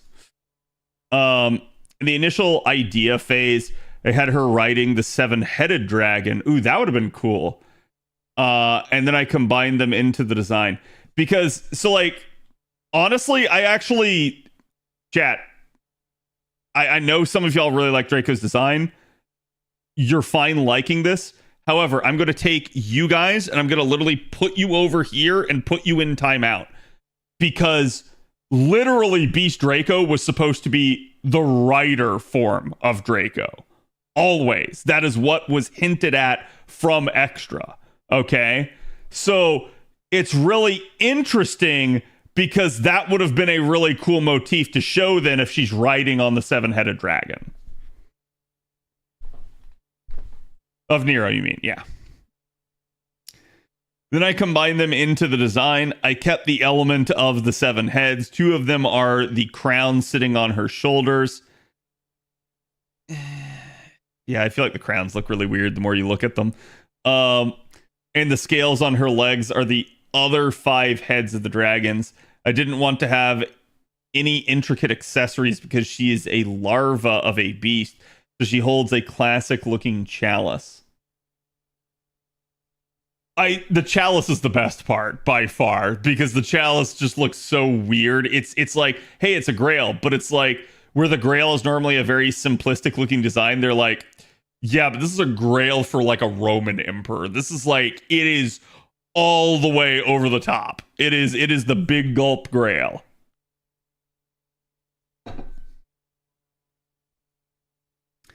When designing Draco's beast elements, what kind of animals, real or imaginary, did you draw inspiration from? Because her leg parts are strongly evocative of the dragon head motifs, I wanted to add a bunch of things like Stegosaurus bone plates on her arms and tail too. And because she's wearing red armor, I wanted to add elements of Japanese crustacean-like armor. Oh my god! It's actually the fucking shrimp tail. Holy shit. It ended up looking more like a shrimp than I expected. So this is the meme on JP, is that she is. I didn't realize that that is pretty close to what she was going for. That's freaking hilarious now that we know that. So it's like she was trying to make it look like a crustacean.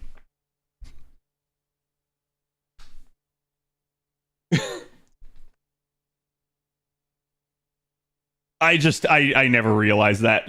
I always thought that was like a overlap of design and she was trying to make it look more like a dragon. And I think that still kind of is what it is. She was just trying to make it layered. And so as a result, it looks like a crustacean. But instead, it's no, that is actually what she was going for. She wanted it to be that. You think Summer Draco would incorporate more Shrimp Draco? Yeah, they'd probably play on the meme. They like doing that stuff. So you might get Draco in an actual lobster costume as one of her ascensions.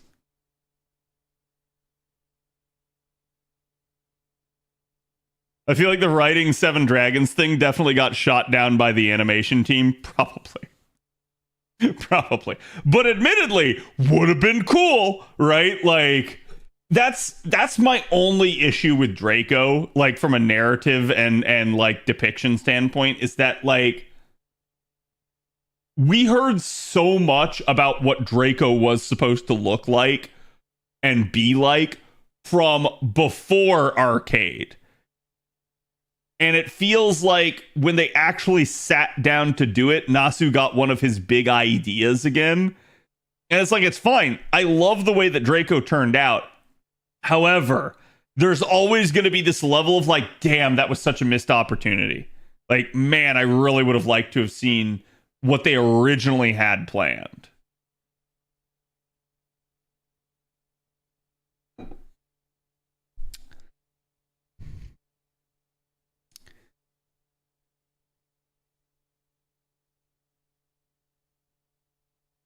Animators couldn't animate Seven Dragons and Draco at the same time. It's a lot, right? But it would have been epic, and it definitely could have been a cool thing. Chat, even if they just did that, let me state this. Here's what they should have done. They should have still given us Draco the exact way that she is. But at the end, we shouldn't have fought the Incarnadine beasts. We should have fought literally Nero Alter, aka Draco. We should have fought the arcade version at worst. Okay, that's what we should have fought in the end, so that at least they showed that to the like FGO player base. But I also understand it's like Arcade as a collab event on JP. That's really all they're thinking about what they're making. And they're going like, oh yeah, of course we're promoting Arcade. Like go play Arcade if you want that. So it's like when it comes to NA, it's just a missed opportunity. On JP, it's literally like an actual collaboration. So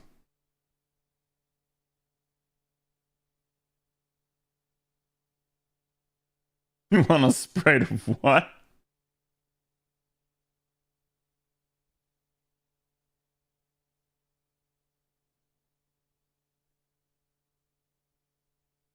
Being in P3 to 5? Wait, what do you mean? Could your Spiriton dress for Draco Shrimp? Well, like I said, it would be really funny to see a like summer Draco. Like, admittedly, we're getting to that point now where we could get some really interesting summer units. A little bit like, I want to see them not... What's the word I'm looking for here? I want to see them not keep doing new units for summer. I want to see them stop doing that because I think it's a bad practice. It gives us hype units, but it's like, I would rather like, so for instance, in Seal's case, right? Use her as the example. I would 10 times rather the game have gotten just Seal instead of summer mode Seal. And then later on, we get a summer mode Seal that's an actual summer version. That way you get both. It's weird because what ends up happening is when you combine the normal with summer, you end up with this like weird half and half, in which case you don't get a full version of either. And that's where it's like, yeah, I wish instead they would stop doing this and they would give us a proper, like, here is the new version of the unit. Boom. Now here's the summer version of the unit.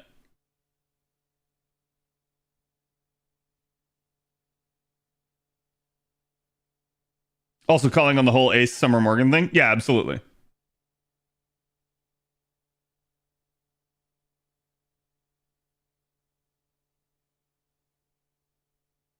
No, I think that'd be great if they actually were like, hey, Summer Draco is a writer. I would laugh. I would literally laugh.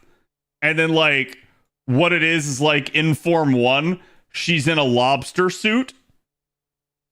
Like literally like a full-blown like cosplay lobster suit. Okay. And then in like the second form, she's riding on the lobster. Like she's got like reins on it and something like that. And then like, I don't know, in the third form, she becomes like a gigantic like mecha shrimp or something like that.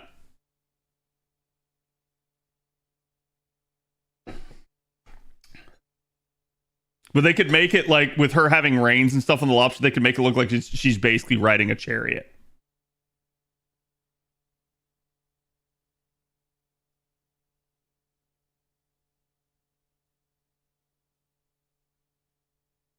Lobster becomes a Leviathan, yeah. Gundam crustacean, Draw adult Draco with the shrimp tail. Yeah. I mean, there's any number of things they could do. And like you can see, right? Like, it's really not supposed to be a shrimp. It is a like a dragon's tail is what they were going for. What makes it weird is like they did this whole like fanning out thing here at the end. And they also put so many like ridges along the sides, not just the top of the tail, that instead of it looking like a lizard's tail, it looks like it's something else. So that is why like people at first glance go like, wait, this is a shrimp.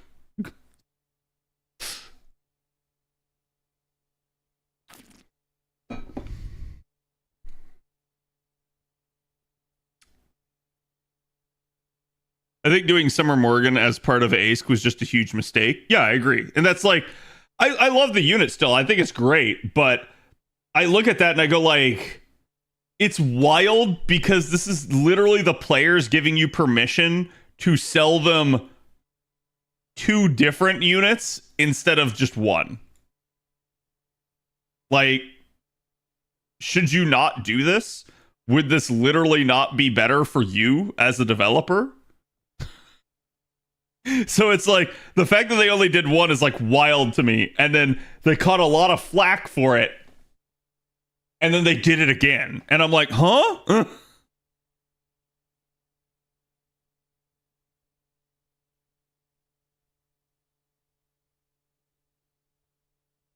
An Ankylosaurus, maybe? Yeah, maybe a little bit. I mean, like, I can see what they were meaning when they're saying the Stegosaurus, but the Stegosaurus had bigger, like, spine ridges. And I think had, like, spikes on the tail. Whereas the Ankylosaurus had, like, a club tail.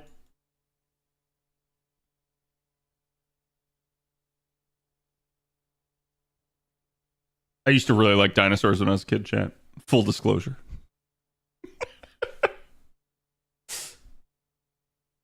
I guess if you look at new gotchas, 1 character equal 1 look. So for newer players, 1 character for 2 looks is better. Right. Like, I think, like, in their mind, they're thinking it's a good thing. But in a weird way, it's like the players are like, no, don't do that, so that we get, like, more of a complete version.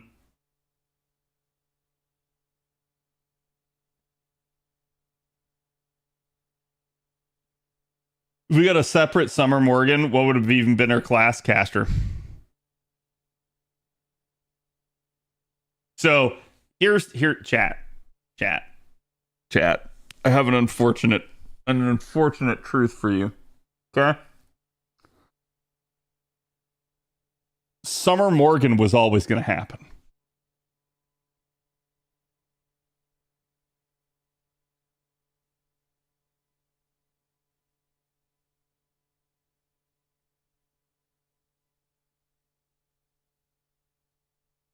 And it was always going to be a caster.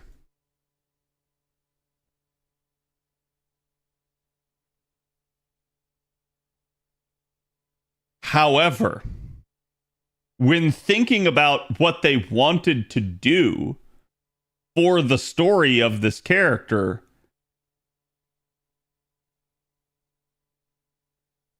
Nasu got one of his big ideas, and said, wait, we never really finished telling this story. I want to tell the story of Ask. And then he got that bug and was like, hey, I really need to do this. And in doing that, it literally just ate away at you getting a proper Summer Morgan caster. Like, don't get me wrong, I still love the design of the character, but this is exactly what happened. Had to be. They were gonna do this no matter what, but then this took it over. So it was Nasu's fault? Yes, 100%. And the reason we can blame this is, chat, it's so easy to see this. If you ever go back and you ever read anything Nasu has to say about LB6, go read literally anything and you will agree that I am right on this. Anything that he has to say about LB6 is like, he is so glowing about it. It is his baby. He loves that idea. He was so excited for it.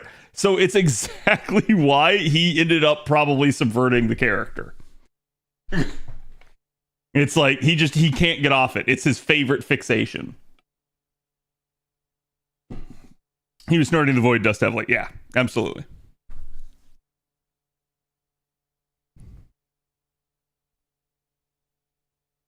Oh, you can do a whole lot of stuff with the character, but I think they were always going to do a caster because, so chat, originally Morgan is a caster, like through and through. That is what the class she is supposed to be.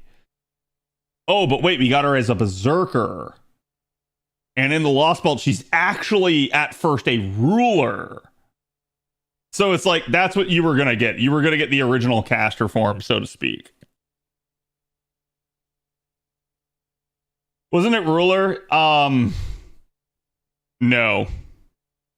Nasu can write that all he wants. No, it was never ruler. That's Nasu like literally being revisionist. And chat, here's why. Morgan Le Fay does not qualify to be a ruler. By definition. Who she is literally disqualifies her. So the only reason we give that one a pass is lost belt shenanigans.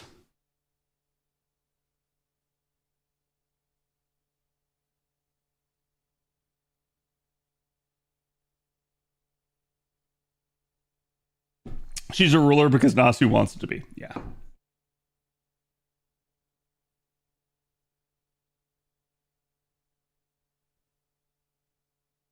And to put this into perspective for you guys, remember, proper human history is the original version of the character, right? Quite literally, like, nobody can be a ruler while they're alive.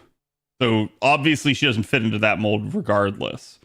But then when you consider her actions in life and quite literally who she is, remember, in order to properly be a ruler, you can't have a design upon the grail.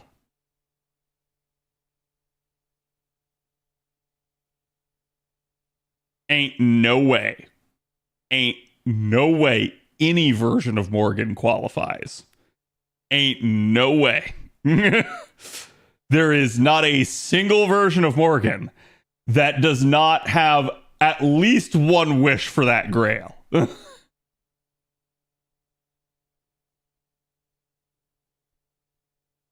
Isn't her Vivian aspect more ruler? I mean, maybe, but at that point, then the original version of her that would be summoned to the Lost Belt wouldn't qualify. She wants them grails badly, yes.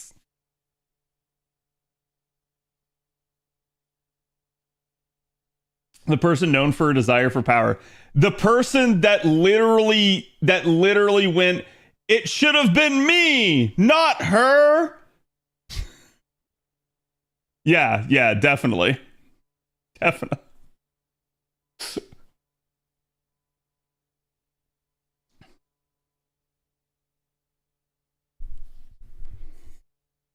Isn't Artreya still around in the modern day because of Shiro and Rin? Yes.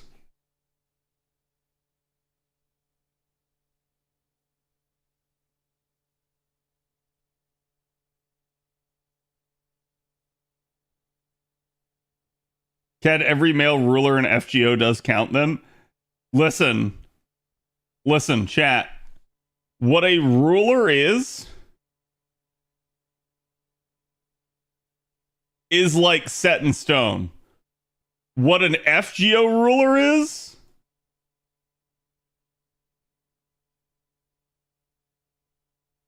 like its own fucking, like, I would say set of rules. There are no rules to an FGO ruler at this point. That's literally how you have like Morgan Le Fay ruler. It like straight up. Are you a ruler? Oh, why? Because Nasu wanted to. Straight up. Because I'm gonna be honest with you guys, like,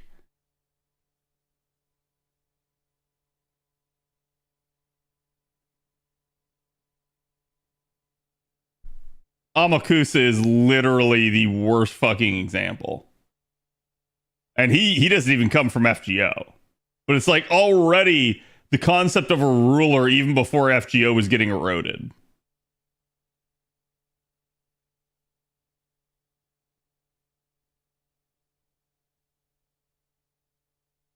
He was cheated into the system though, right? So it's like you can maybe make an argument that like Amakusa is okay because of literally Einsburn like manipulation, okay? But even if you write that one off, what the fuck is going on in FGO?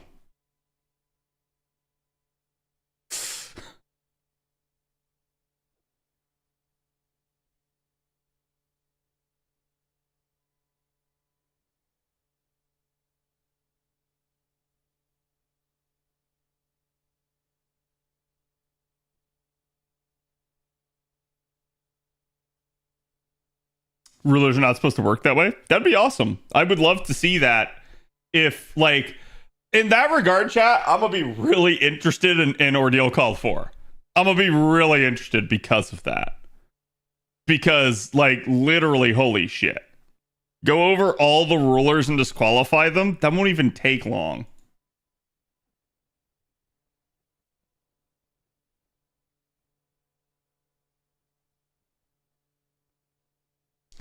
The only one that technically actually works here is John.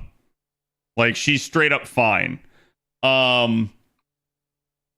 People would probably try to use Apocrypha against her. Apocrypha doesn't work because in Apocrypha's case, it's literally the girl that she's taking over, and it's stated that that's the issue numerous times throughout the series. So, like, she gets a pass, and that's the only reason why.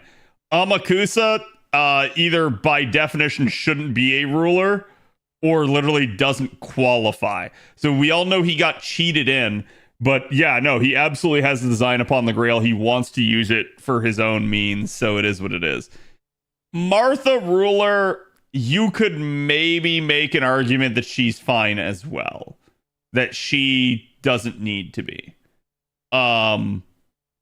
I think this one's okay, but again, it's like, it's a saint, so it's like, you're going to start to notice a commonality there.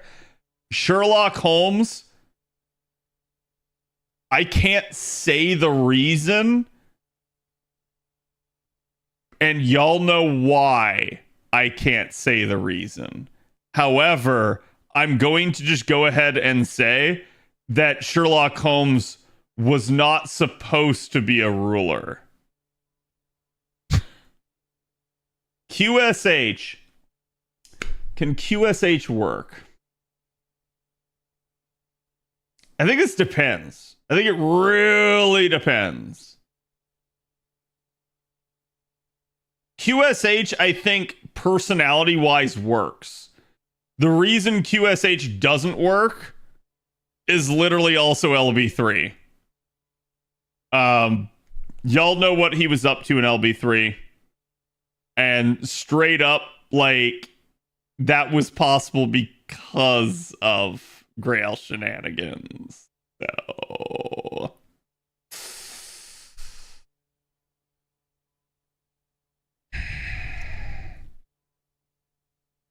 Cats. It, like, when you start getting into, like, joke characters like this, it's definitely a thing. I'm going to say Ketz is kind of disqualified due to who Ketz is. But in theory, Samba Ketz doesn't seem to care. So it is what it is. Estrella. Ooh, this one really depends. Technically, this does qualify. Yeah, it's like, she is the god of judgment. If Estrella doesn't qualify, it's because of who the god of judgment decided to take over.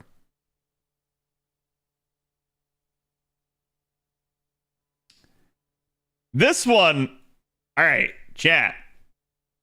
Hold up. Hold up. Y'all gonna accuse me of bias right here. However, chat. This man is about to cook. So, Artoria did have a wish for the Grail. Not this one. Here's why. This one is the Lancer form. Now, you might go, wait, hold on, Cad. The Lion King absolutely was, somebody that was using the Grail and was up to no good. That's correct. Guess what, chat? This isn't the Lion King. We are told this expressly. The version of Lancer that you summon is not the version from Camelot. Sorry, the Singularity. Okay. It is a separate version that didn't give in to the goddess of the lance. Therefore, this is a Lartoria who succeeded at the Battle of Camlan, did not die, and literally did not succumb to the corruption of Rongominiad, and therefore has lived a successful life and doesn't actually have a design upon the Grail. That is actually how they're able to sneak this one in as a ruler, and it actually can work.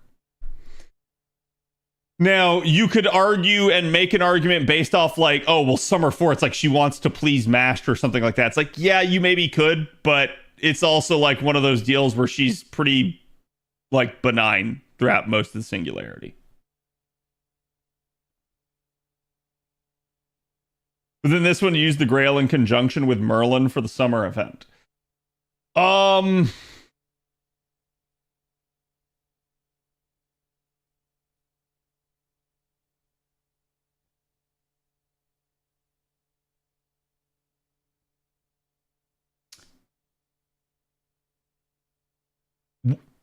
No. Yeah, she was tricked by Merlin. And who the actual root cause of Summer 4 is? Musashi. Musashi's the one that you actually deal with in the end. And chat, do y'all remember why? Musashi was using the Grail as an udon cup.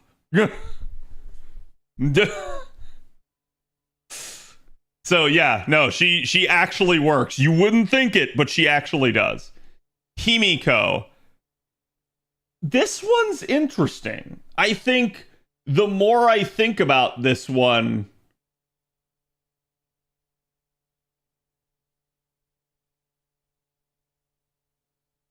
it depends. I'm gonna say, like, I'm not completely on the up and up on Himiko. I think she kind of works, but definitely the version that we get in game has an issue with, like, she is kind of trying to prevent the fall of Yamatai Koku again.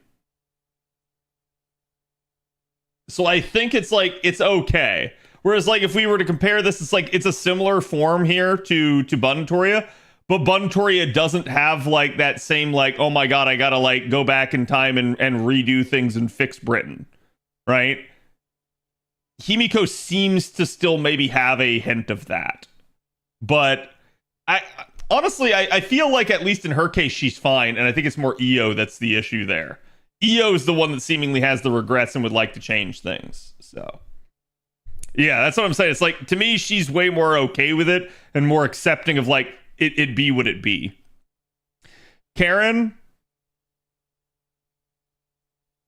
Chat, do I even have to give you this one? Do I literally, do I have to explain this?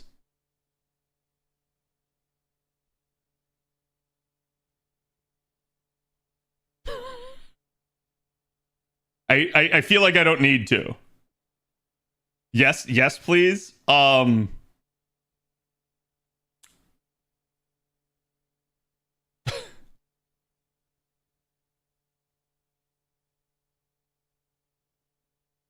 just gonna say Karen can't be a ruler because Karen is the devil. That's the only way I can say that. Da Vinci ruler. This one doesn't qualify. Absolutely doesn't. Da Vinci, literally Da Vinci's writer form, which is, you know, what turns into the ruler here. It's like, no, I don't know why they put this one in as a ruler. There's nothing, no way, shape, or form in how you could ever make this one qualify, because Da Vinci writer absolutely has designs upon the Grail. And we kind of see that repeatedly throughout time as she begins to, like, question certain things and go, like, why is this the way it is? Why can't this be the way it is? So it's like, I don't think that one works. I get it. It's like, yeah, she's a joke unit, she's a summer unit, but it's like, that one's actually one of the more egregious ones.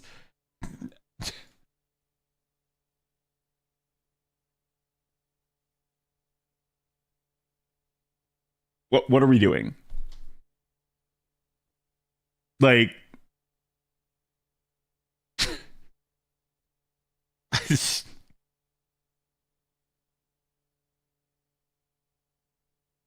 scammed into the class. Yeah, like, Moriarty ruler, just again, I don't want to like sit here and spoil like 6.5 for people, but it's like, I'm sorry, like, just no. Absolutely not. Moriarty ruler absolutely has designs upon the Grail and absolutely would do shit with it. Scotty ruler. You know, honestly, if not for the actual event in which she appears that is 100% her doing and her fault, I could have given this one a pass. I actually could have, given her personality. However, literally, Summer 7, 100% her fault. She absolutely used the Grail to do it. No. She gets no pass because of that. EO, like I said, I can exempt Himiko from this. I can say Himiko is a good ruler and qualifies based off the old definitions. EO does not. EO does not. EO even talks about how it's like she's unfit to wear the mantle and to take things on after her sister. She has a lot of doubts. She desperately regrets everything that happened with Yamatai Koku. So it is what it is. Again, I understand, but no. Technically speaking, Summer Ibuki shares some of the blame for the event. Johanna.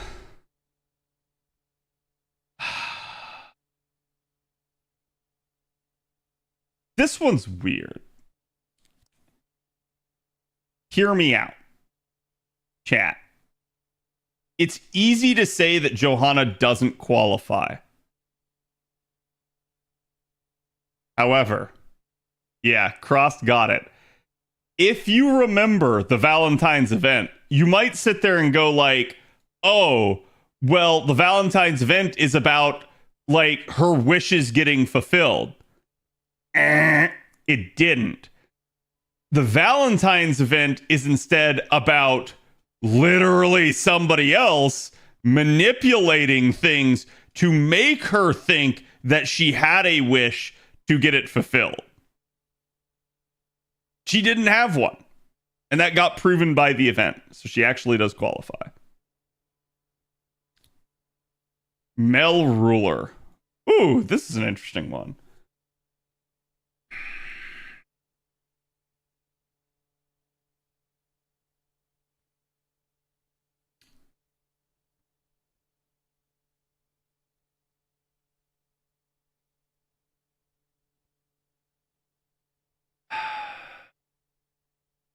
In NA, we don't know why yet. Yeah, I know. I'm having to think about like how to word this. I think Mel Ruler.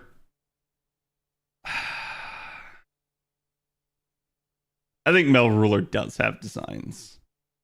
I don't think that's going to get talked about too much in the event, but I don't think she qualifies. Personality-wise, I don't think Mel Ruler's too bad for this sort of thing. And just to say, I don't feel like she's like an inherently just like selfish person, yada, yada, yada. But she definitely has strong motivations for doing what she's doing. So it's like, to me, yeah, I don't really think that she's going to qualify for it. I think she would be somebody that would absolutely, if a Grail was put in front of them, would use it. Yeah. Kenshin. I need to know a little bit more about this form of her to render a proper judgment, but my gut instinct's just going to literally say no. If you are actually Uesugi Kenshin, the answer is no. If, however, you are Bishamonten, the literal Japanese war god, maybe.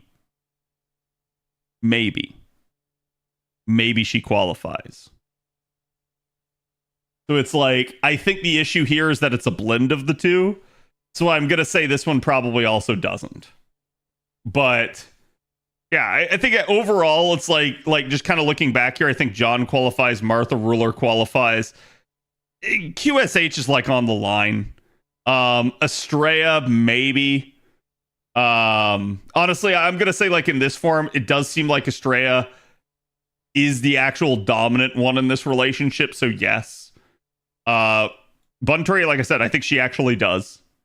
I know people are saying like, oh, but she always has a wish, yada yada yada. It's like, no, you guys really got to understand, like, Lartoria's version is pretty like selfless. It's the king doesn't know the hearts of men version of Artoria here, but it's a version that doesn't have the regrets that normal Artoria seems to.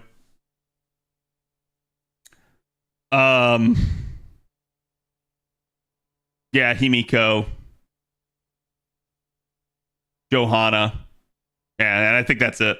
So it's like you've got 1, 2, 3, 4, 5, 6, maybe out of the total ruler roster that probably would still qualify. And some of them are pretty egregiously wrong, right? Like, I don't care what you have there. It's like, that does not qualify.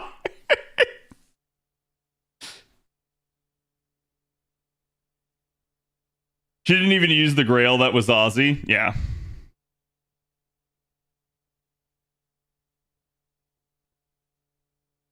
Timur Melson's a ruler of my heart. Listen. It's more just talking about the actual qualifications to be part of the class and like what the original design for the class was. And it's like a little bit I can give a pass to things like you know, like a joke summer Christmas unit. It's like, that's fine.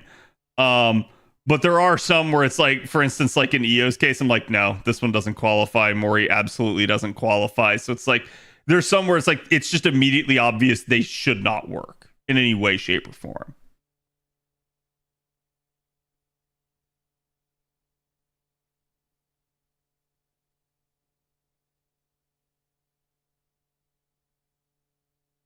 You would have no wish at that point? Maybe. However, I'm willing to bet if you go look through Moriarty's bottom lines, you will probably disagree with that. Not Ruler Drake? No, Drake doesn't work.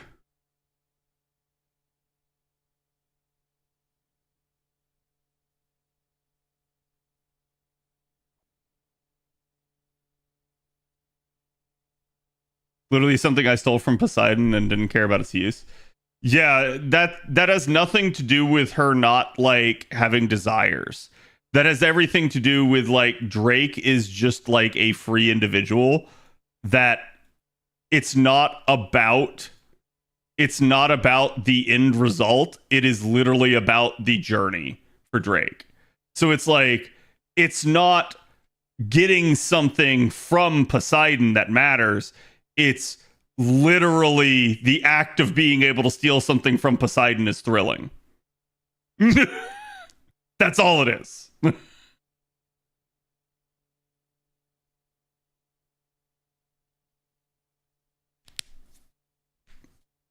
there any servants who should have ruler forms but don't?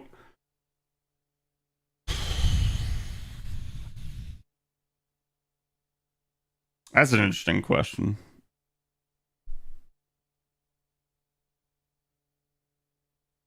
I mean, I'm going to say in general, like, saints qualify for that really well. Holy men and women would be up there. Anybody that's particularly selfless and not selfish. Anybody that, like, was content and didn't really have, like, mortal or, like, physical desires, really.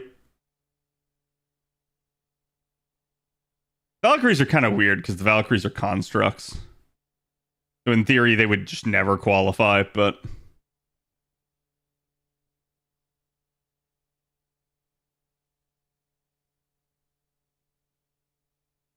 Morgan to be a ruler 100%? Morgan 100% wouldn't be a ruler.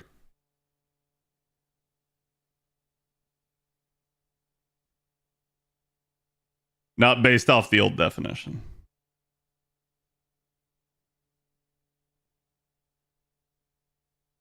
But Tiamat? Chad, I read through that entire Tiamat laden event, and I would say no. Like, Tiamat's just really weird. She does seemingly want to, like, help us and stuff like that, but, like, it's tough because Tiamat is a beast originally. So it's like I'm not sure about that one, but I don't think she would qualify.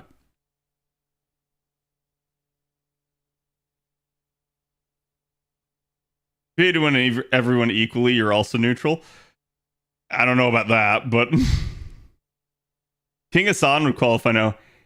Like, in a weird way, yeah, you could have a King Hassan ruler. Like King Hassan actually could. I'm not sure about the other Hassans, but King Hassan could. Nito Chris? No, not in Nito Chris's case.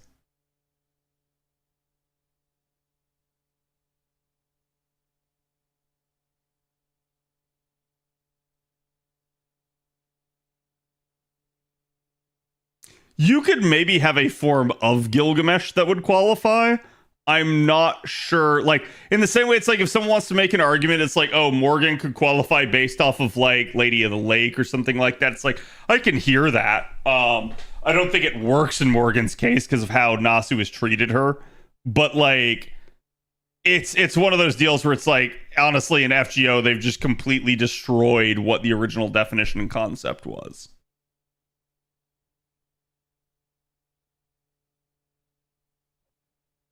Selfless person has the desire to do good, so a person can't have the desire, it can't be a ruler, right? No. That can still qualify, and the reason why is because a good person, while they do have desires and motivations, chat, if they are truly selfless, they're just about doing the greater good, they can also, like, willfully abstain from using something that they know would cause evil.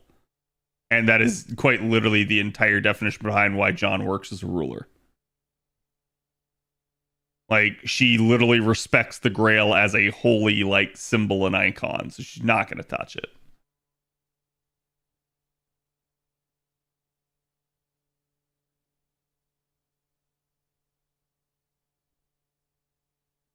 Could there be some weird timeline where ruler Taiga could be a thing? I think, like, yes, but, like, it's like a similar situation to Estrella. It's like, it can work, but it's like probably only if she's not the dominant like source.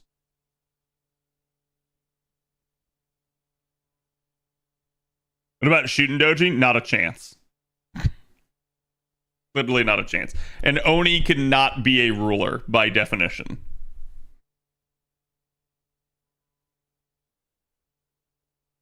Moses ruler when? I'm not sure Moses qualifies. Especially if you know the story of Moses. Moses is a holy man. Moses also absolutely wouldn't be a ruler. Richard the Lionheart ruler. I don't know about that one, maybe. Like, I don't know enough about, like, Richard's actual, like, true, like strange fake lore yet. How many new rulers do you think will show up in LB4? Probably a few. And the reason why, I'm gonna guess the minimum will be 2. Okay. And maybe like the maximum would be something like 4. I don't really see 4. Okay. But I think the minimum is gonna be 2. And the reason why, chat, who is this? Or rather, let me ask you this question. What is this?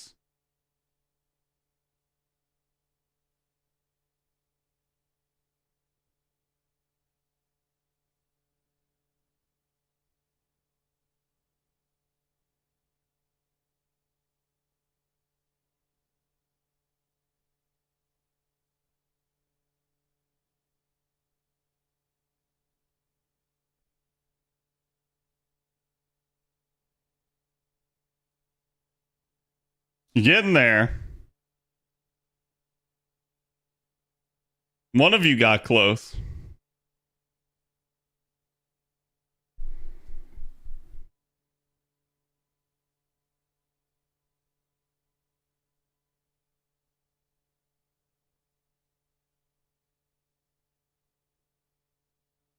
This is the only 5-star single target ruler in the game.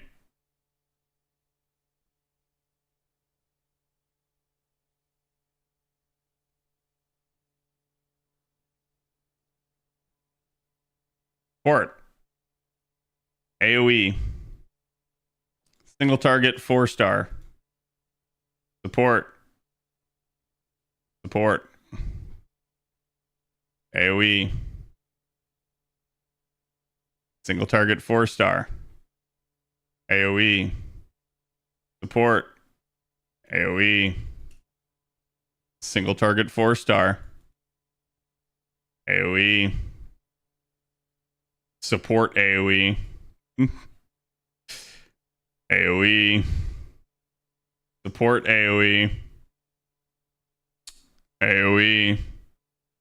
Single target 5-star. You're going to get another single target 5-star, chat. I can almost guarantee it. And maybe I'll be wrong, but like that's one of those ones where it's like I strongly think there will be another one. And if I had to guess, it will be either a quick or a buster unit. My money would be on buster, but we'll see.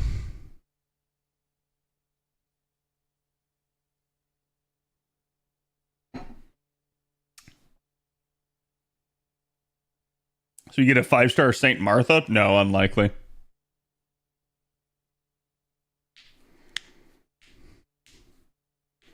Single target quick 4-star? You could.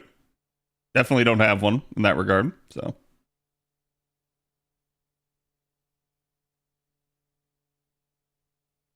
Ruler St. George. That'd be a cool one. I would actually love to see George get like more. However, I'm gonna say this, okay?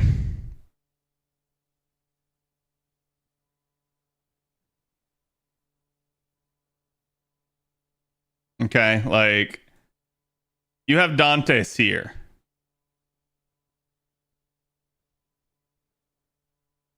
And then you have Dante's here.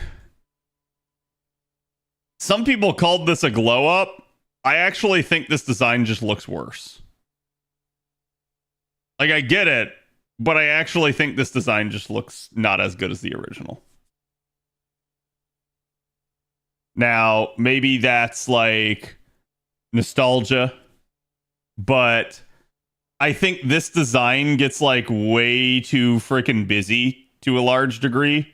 There's way too much going on with it. And I'm like, y'all should have just stuck with like simple, edgy ass Dantes here. Like, this is such a like simple but effective design, and it really looks cool.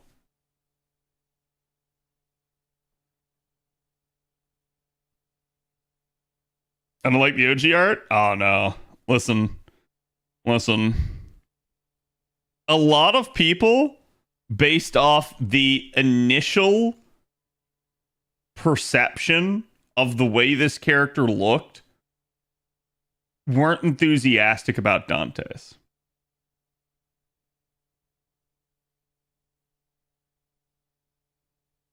And the second they actually got into the event that involved Dantes, people changed their mind. Do you know how many people on NA were planning to skip Dantes and just roll Jalter? This is like one of the earliest forms and examples we can give you guys of like quite literally everybody wanting to skip a unit and the devs being like, ha, bet. Wait till you read the story. Wait till you get to know him. And it 180'd so many people. I still see a lot of hate for the design. I still see people that like will occasionally say something. I don't see a lot of hate, but like I still see people that are like, I'm not a fan of it or something like that. But it made a believer out of so many people. And it's like I said, this is, as far as I know, this was the very first instance of that, where people expected to skip the character and so many people rolled instead.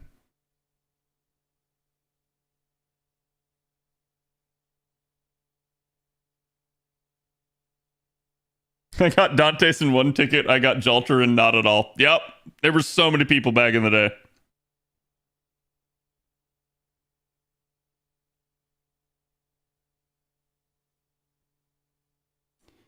I think Cain and Abel being released as servants. I think other than the like cautionary tale about them that exists, obviously they're not significant other than the original story of murder. So it's like, yes, they can do something about that. They could turn them into a servant. What do I think about it? I honest to God don't think I would care too much. Like I wouldn't be super interested in it. I'd much rather hear someone that actually had like wild historical exploits and stuff.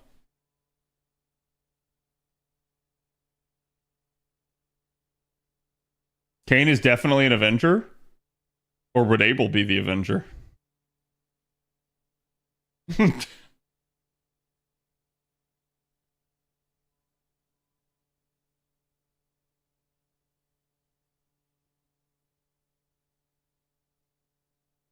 Considering how big of a role he plays in the story.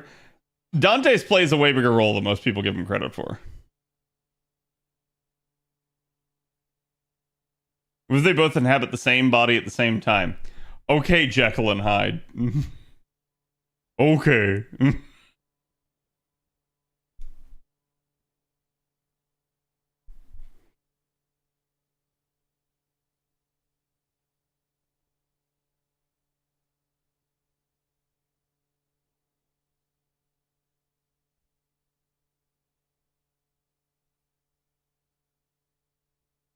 I am close to ultimate power, indeed.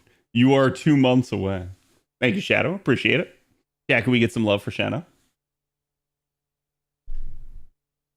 All right, chat. So we have the Pilgrimage Festival for NA coming out here real soon. Literally, by the time I post this video, it'll be out.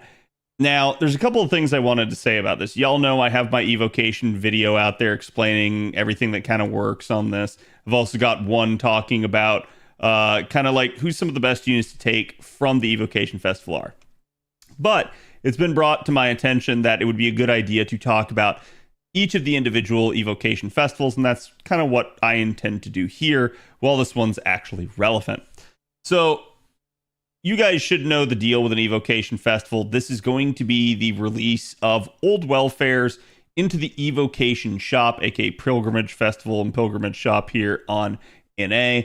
And that's going to allow you the ability to acquire these units again. That's great, especially if you're a newer player or you're somebody that wasn't playing at the time that they were released. It's going to allow you a new opportunity and way to grab them. They will be permanently added, so you don't have to worry about missing them. However, there's a couple things you want to take advantage of.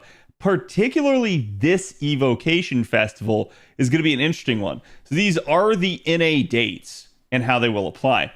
Currently, at the moment, we already know that on NA, we are going to be having the live stream preceding the lotto on the 23rd. That very well and likely means that the lotto will be on the 24th of April.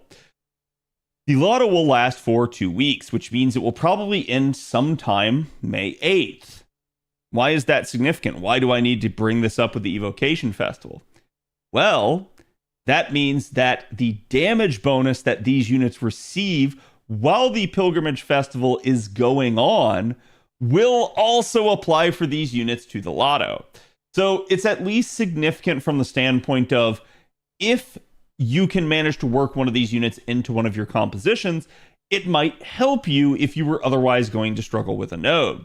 And so it's kind of important for me to bring this up now so that you guys have a little bit of time. You will have about 1 week before the lotto here to kind of get things prepped. Again, I have the lotto guide out there for you guys, kind of going through everything you guys need to know for the event, as well as a spreadsheet detailing a lot of compositions. Some of these units are used in some of those compositions, so it's why I really wanted to talk shop with you guys on this. It is an interesting thing in that regard. You guys know the deal, though. You're going to be getting the Evocation Festival leaves. That's going to be your currency here for things. You definitely want to make sure you're buying all 5 copies of the unit and all of their Ascension items first before you go out and buy like all of their coins. Coins get really expensive for how much they can cost, especially for you to try to get everything on a particular given unit. In most cases, the big thing that you might need would be something like the mana loading in order to be able to get them a little bit more charged to begin with, in order to facilitate their use in different compositions. So that's something where it's like you don't have to get everything right away, right up front. Remember, the shop is permanent. You'll have plenty of time. I did also quickly here want to talk with you guys about my opinion on each of these 4 units.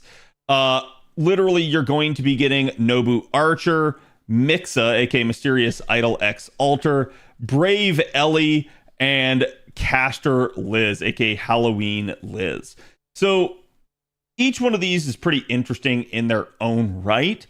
Frankly, this is actually one of the weakest groups of Evocation Festival units to come out. So if you're a little bit worried about like, hey, maybe I don't have too much in the way of Evocation Festival leaves, or I have my eyes set on some of the upcoming units that'll be coming, you don't have to necessarily go out and get all of these units right now at once. Again, I'm just going to keep emphasizing this. These units are permanently added to the shop. The biggest benefit that you're going to get is, like I mentioned, the damage bonus that they'll have right now, as well as the 2 times efficiency you will have for leveling these units now. However, it would be a mistake of me not to mention the fact that while, yes, only these 4 units will get a bonus for being leveled at 2 times rate and efficiency during this pilgrimage festival in particular, there will be pilgrimage festivals later on that do give you the 2 times bonus to everyone.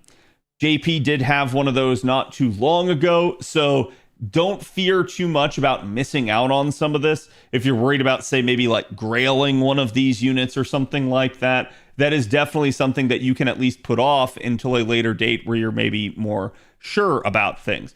But feel free to go ahead and take advantage of it now while it's here. It's definitely a great time to grail some of these units if you so choose. But again, my advice on grailing, grail for love, not for gameplay. Go for the units that you actually really like and really want to grail, and you'll find yourself being rewarded for that choice.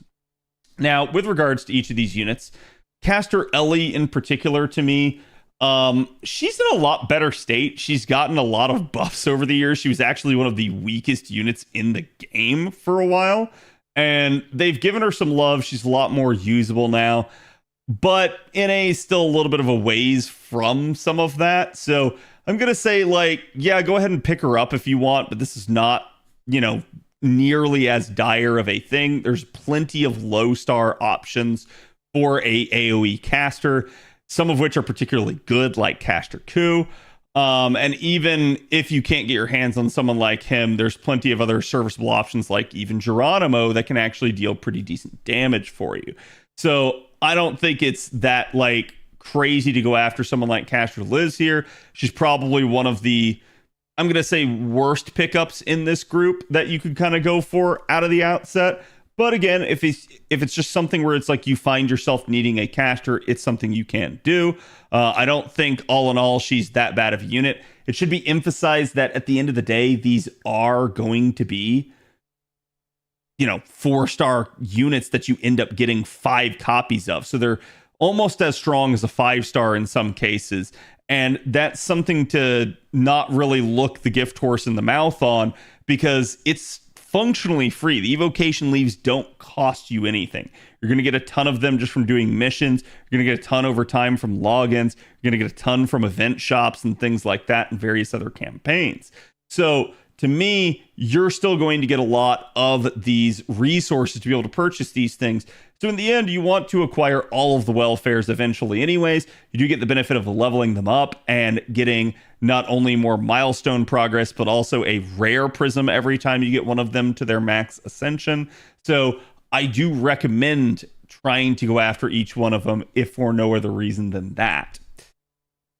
Right off the bat, though, here we now have Nobu as the second option. Nobu Archer, I think for a long time, also was in a weird spot. I think a lot of people give Nobu Archer crap. Nobu Archer did need some upgrades, did get at least one.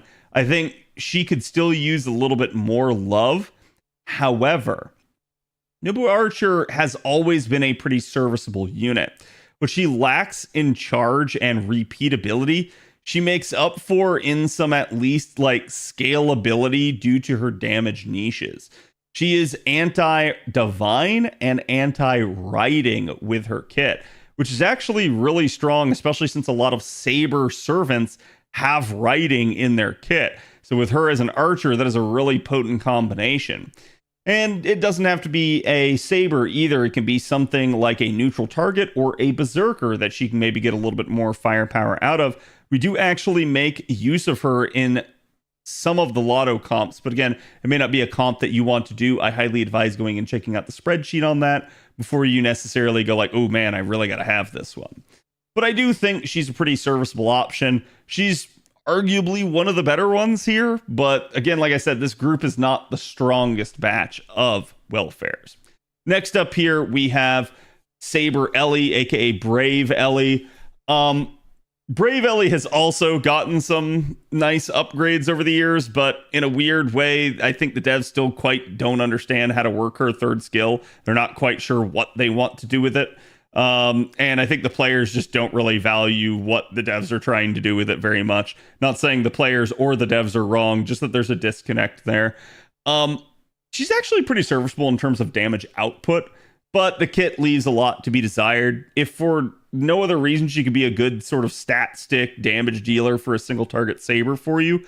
But there's also some really good options, even in the low star variety, for sabers for you in that regard. We've got, you know, basically Caesar out there who, while he does have an RNG aspect to his damage output, still does pretty consistently good things.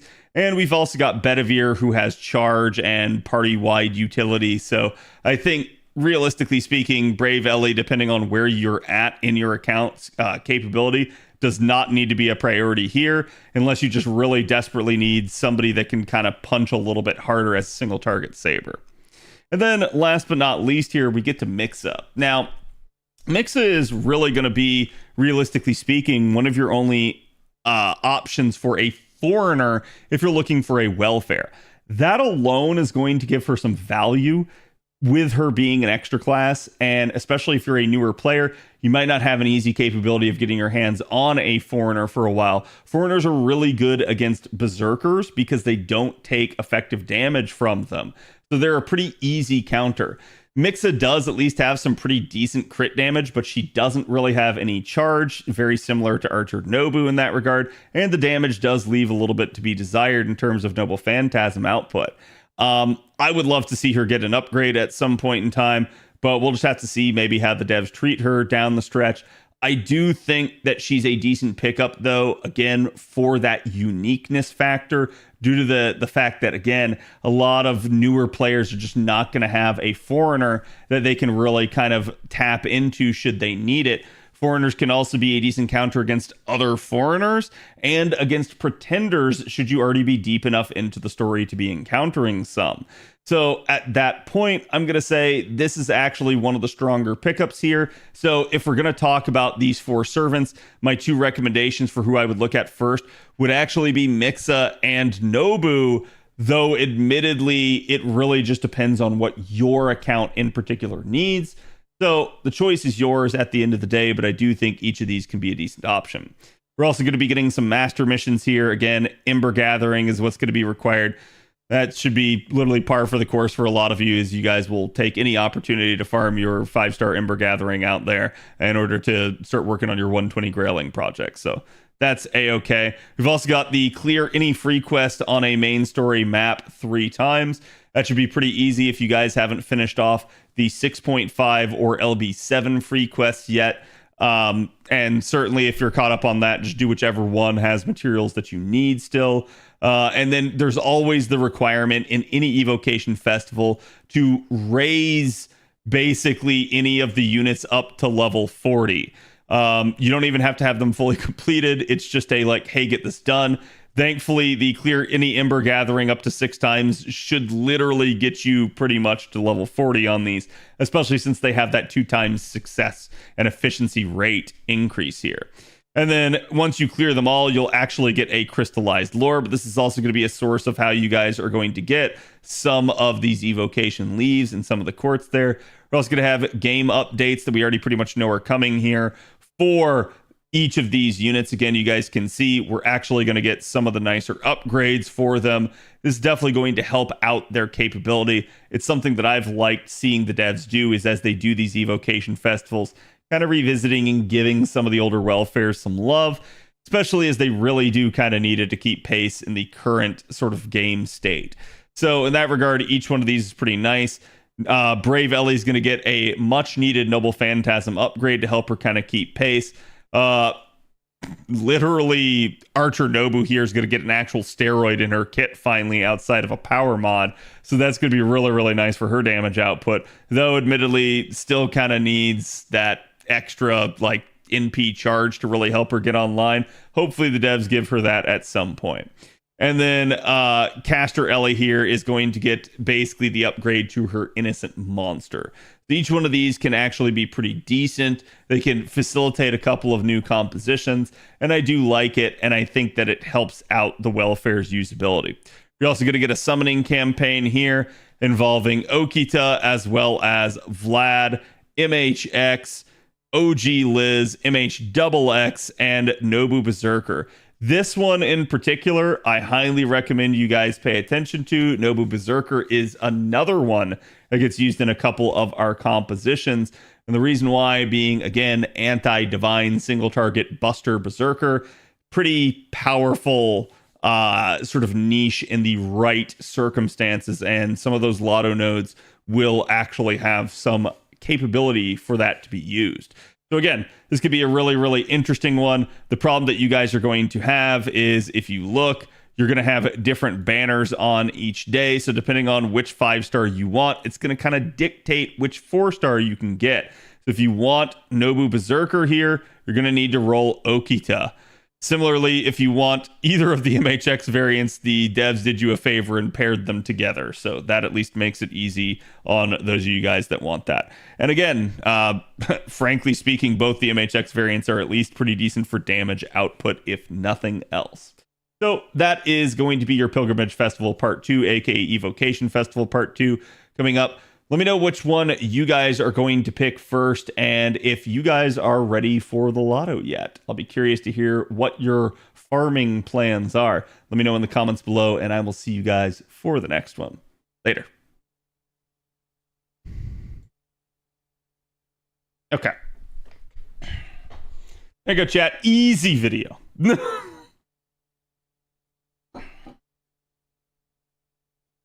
She's a metric ton of rank ups and interludes. Yeah. Honestly, like, MHX's damage output has never been her issue. She's always been really solid for that, and the devs keep giving her upgrades to make sure she stays solid. Her biggest problem is, like, she has a really wonky kit. It's somewhat disjointed, and she doesn't have charge. And that is such a, like, meta thing now. I don't know if the level raising quests apply retroactively. They absolutely do, Ring.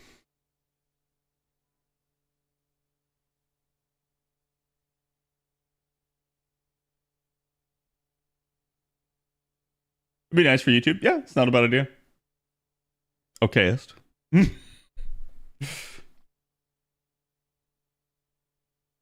Will Steve finally be able to get a 120 Archer Nobu? Find out next time on FGOZ. No.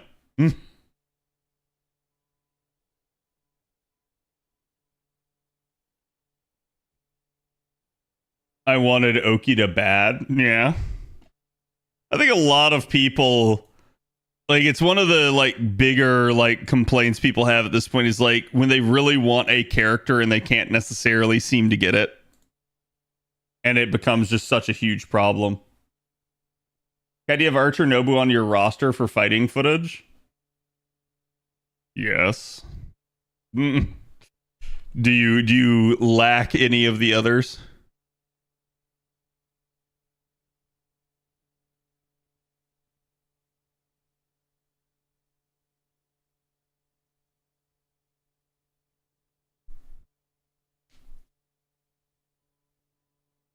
Ken fed his to his Okita? Wow.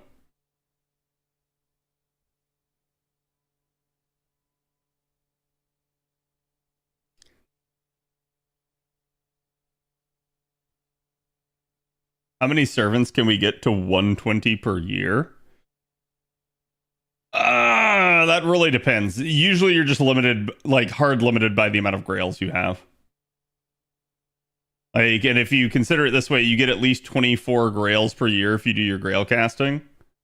And which I still gotta do mine, by the way. Don't let me forget that, chat. You know, it's like it's gonna be that plus events. Plus story chapters. Plus any leftovers that you had from before. And that is equal to the amount of grails you can use in a year. So it's like literally from 100 to 120, it's 10 grails. From like 90 to 100, it would be another 5, so it's like 15. And then from 80, it's another 2, so it's 17. From 70, it is 1,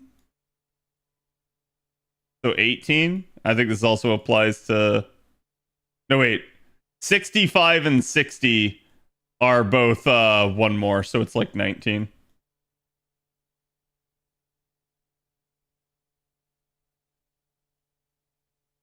So it's like, that's a lot, right? Like, even if you already had the unit at level 100, that's still going to eat like roughly a third of your grail supply for the year. So it's like, I think like probably a best case scenario is like maybe like 3 per year, maybe 4 if you get like a big influx of grails or have some left over.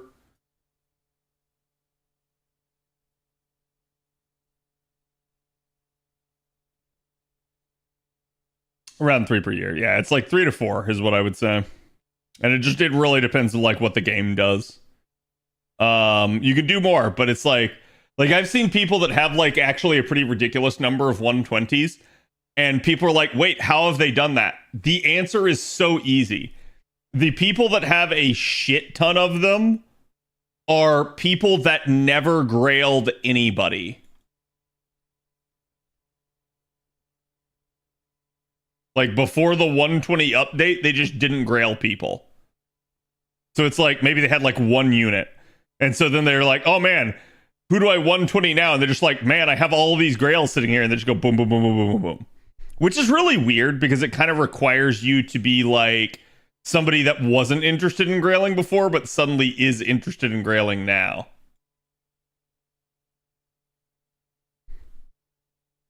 For those quests, we get 18. Yeah.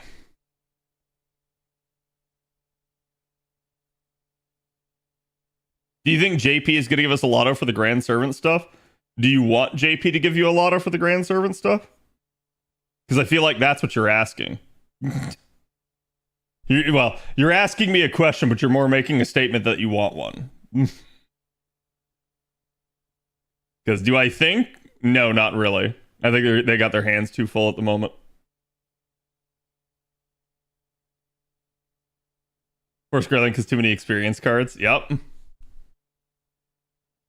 I do want it, but do you think it'll happen? No, not really. I think their schedule is probably the biggest reason why not, right?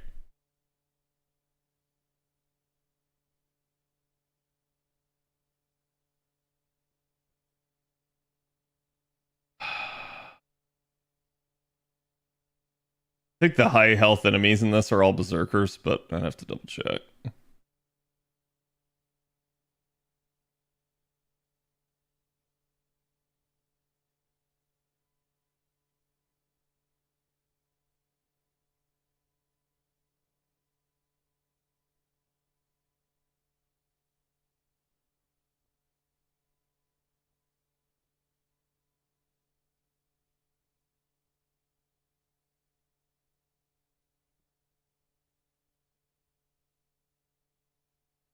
I can't do it without someone killing themselves.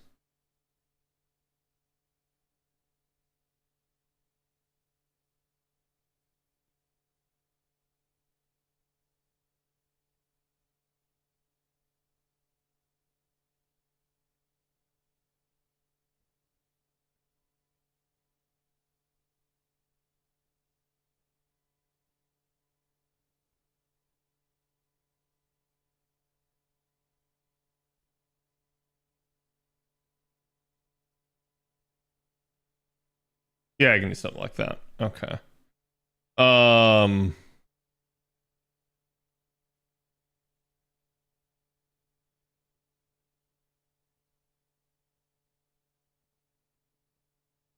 Sorry, chat. Forgive me for I have thought.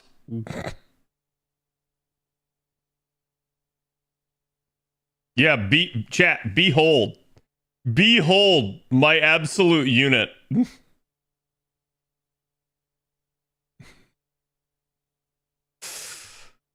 I don't haul her out often, but I do like the occasional Nobu archer here.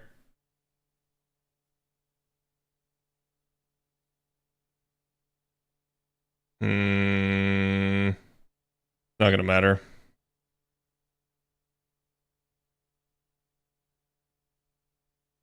Whoops. Oh, I went to 2-star. Get in there, big boy.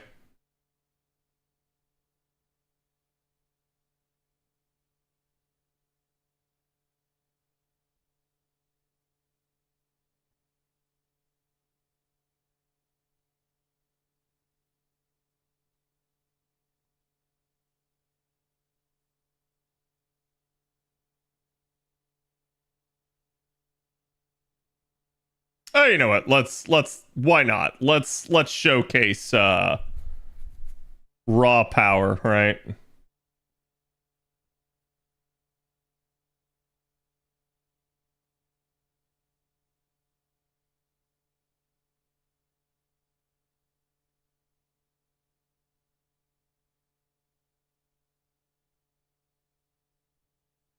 What am I dealing with here?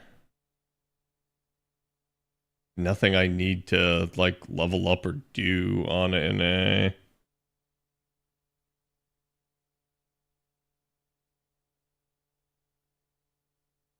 Thinking about what C's to equip is so difficult for me.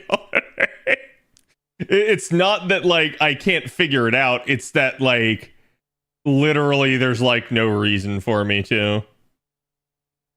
Hold on. Let's invert that.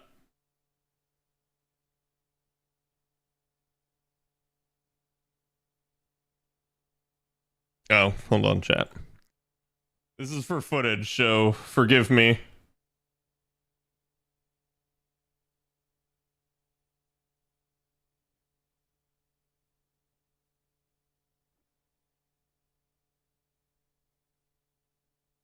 Where?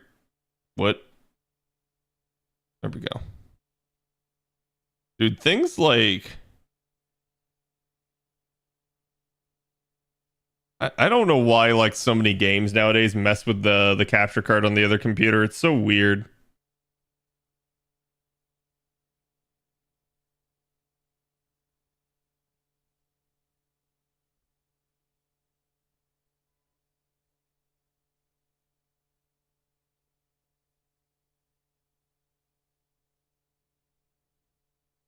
Also, I'm sorry. This one's gonna have some weirdness because it broke the capture card.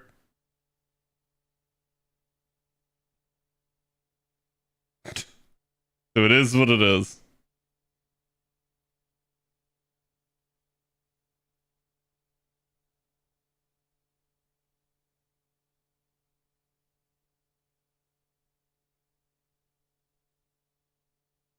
Surely he can handle that, right? This is gonna fail to kill the archer, isn't it? Didn't, thank God.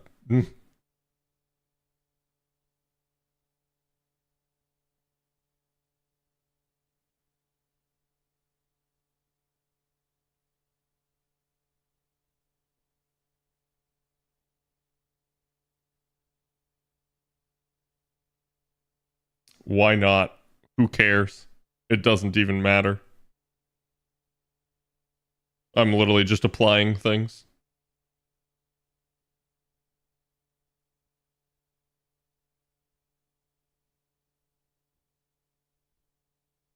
I don't need it for a raw demonstration.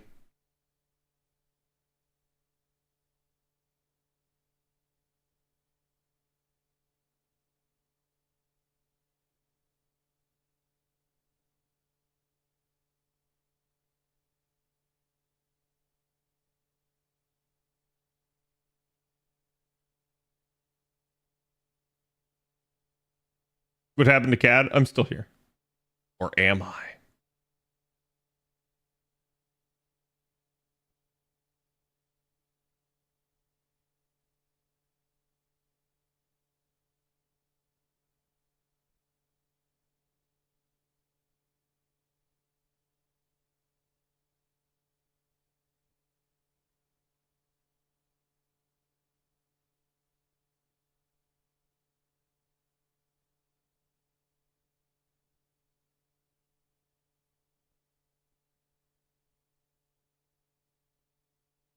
Oops, chat deleted.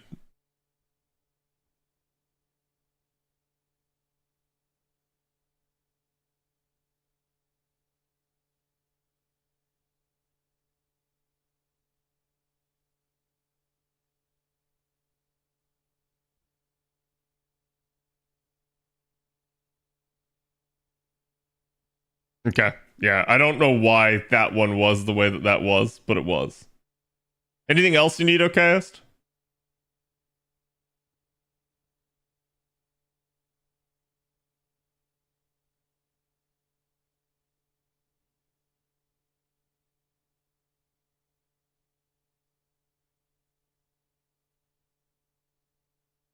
What's my 90 plus plus set on the arcade event? Oh, I think I was just abusing my Draco and Tiamat.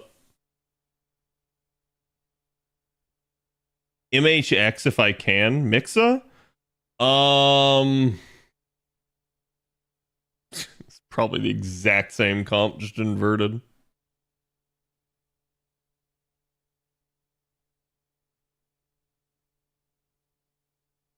Forgive me for not finding a like proper node to do these in for a proper demonstration.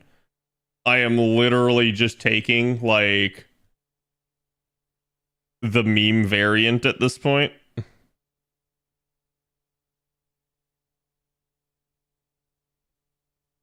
Where is she?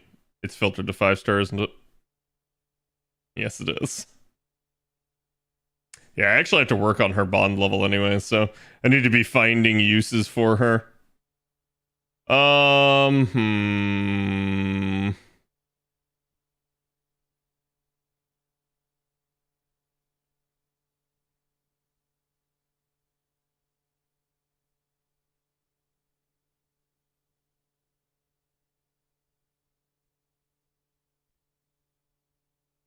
Rühre.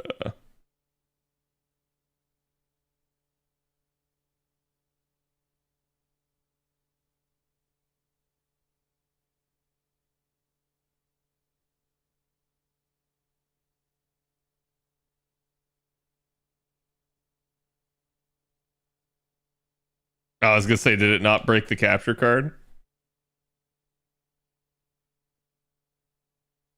Yeah, I'm sorry, you're gonna have to edit this out. This is just LB7 shenanigans. What do I feel about rainbow apples? My advice is usually not to use them. However, if you don't mind, there is no harm. Um, it literally just comes down to like how much money you want to spend on the game.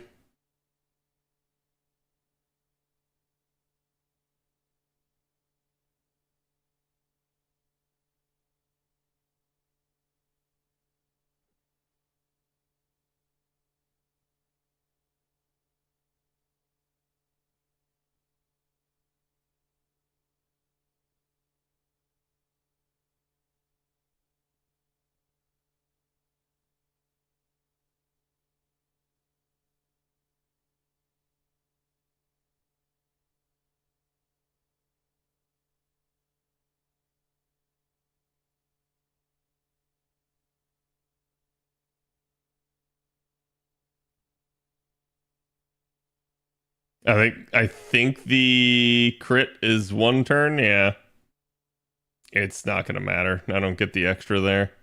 You know what? Hold on. Do that. People are gonna watch this in the background and be like, "What the heck is this person doing?"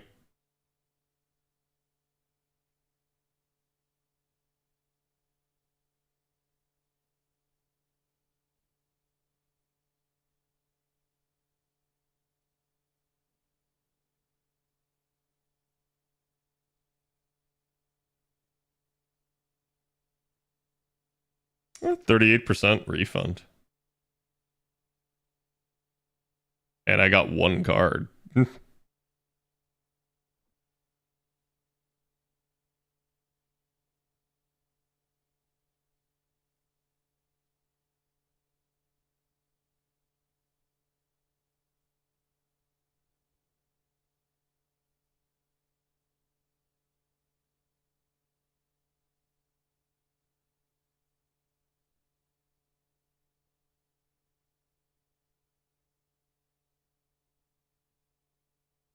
Two deficiency with all those mid rolls.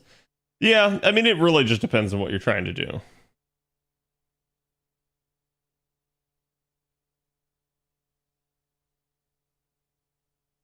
Okay, there we go.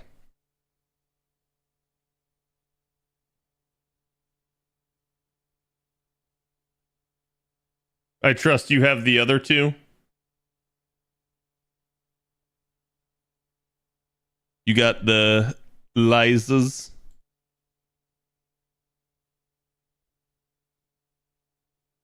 All right, perfect. I'm in desperate need of those right now. Yeah, I think so. Like, just sorry, I was a little bit focused on that, but like the idea of popping rainbow apples. You first need to ask yourself if you're willing to spend money. If you're willing, then you can move on. If you're not using rainbow apples. So now you're willing. So the next question is, should you?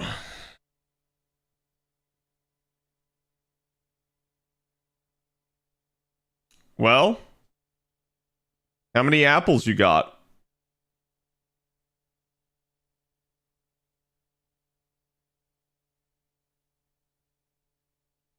Because your sequence should go like this. Not enough for lotto. Okay. Answer me this, play. What's your master level? Allow me to big brain this for you.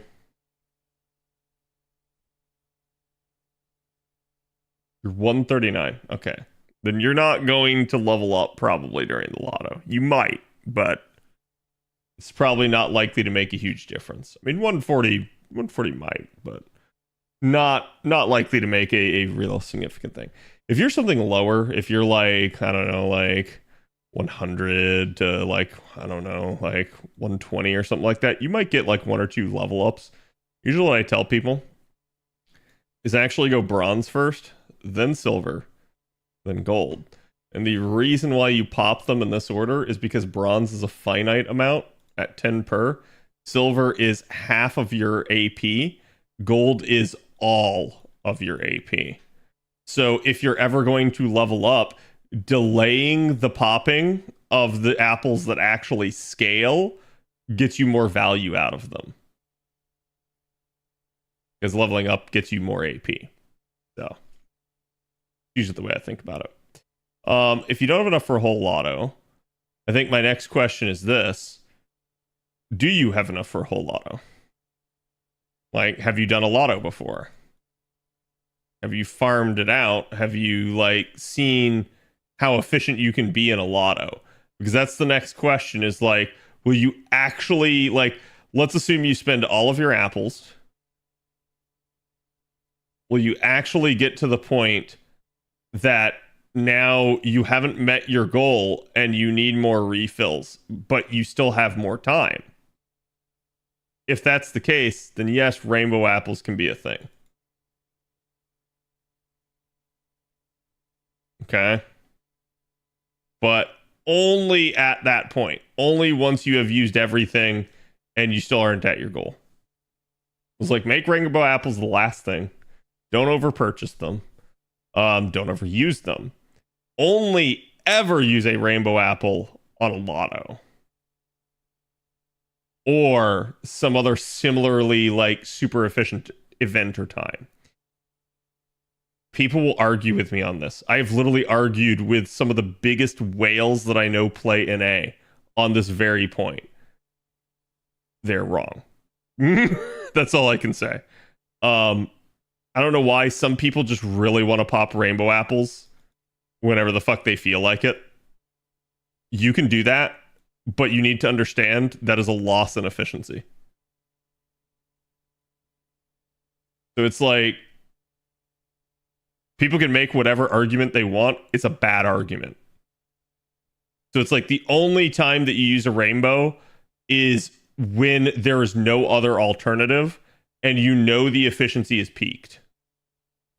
That's when you do it.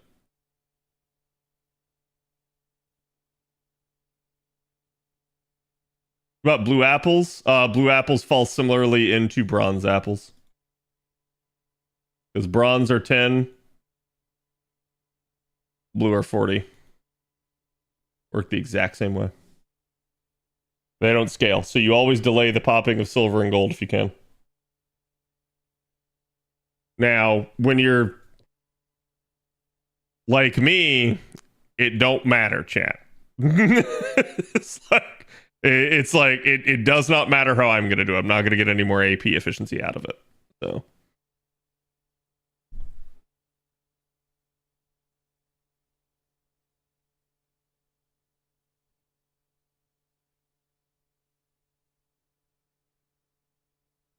Been 160 for 2 years now. Don't worry, we're about to go to 170. Ordeal call prologue. Sorry. Ordeal call release. The Bleached Earth quest release jumps us to 170. But that won't happen until literally right after the lotto.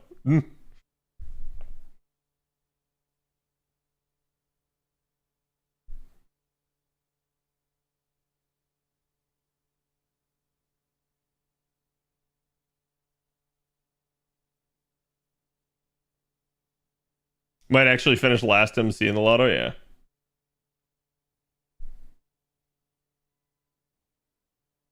Does the experience still count for when you unlock it? No.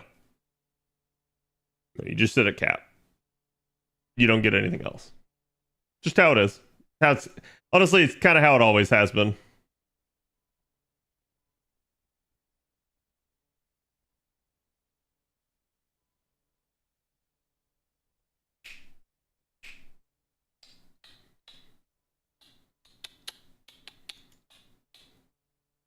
That's too good to make it like Helldivers Chain. Yeah.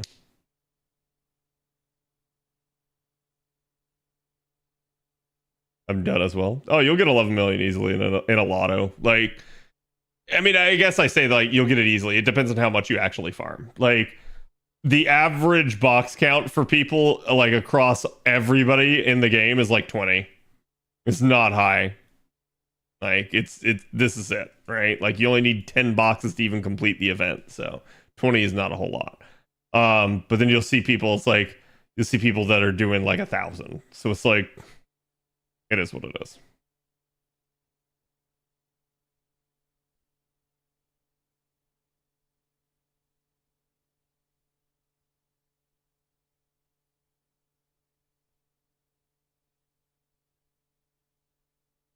Yeah, I mean, I don't really condone botting, but like, you do you.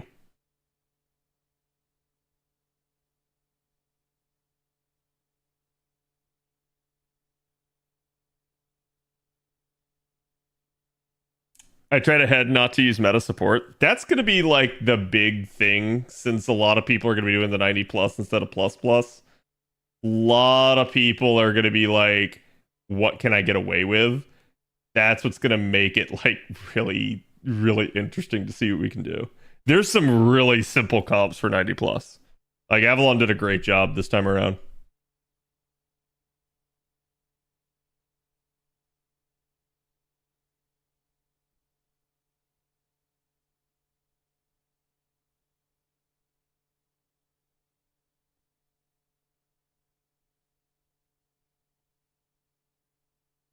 We major to save them blue apples. The amount of your AP wouldn't matter for blue apples. Like, I mean, I get it, right? Like, it's a more even number, but the reason I've seen most people want a cap increase to something like 160 is we've seen other gacha games do this, where they start going to like 160 or even higher into like 200 something.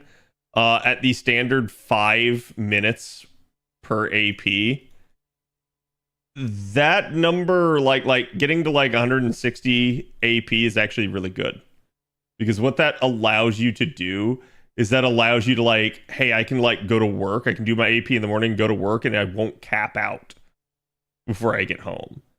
That's nice. I think that's actually a good thing. I think giving more leeway, more room is fine. Like, basically, I think the issue at play that they have is that FGO does have apples. And so apples are like really going to be a big thing for a lot of this. Like, you guys can see, I actually don't have a shit ton of apples going into this lotto. Okay, maybe some of you are looking at this right now and being like, you're a crazy person, Cad. That's a lot. This is not a lot. Like, at all. But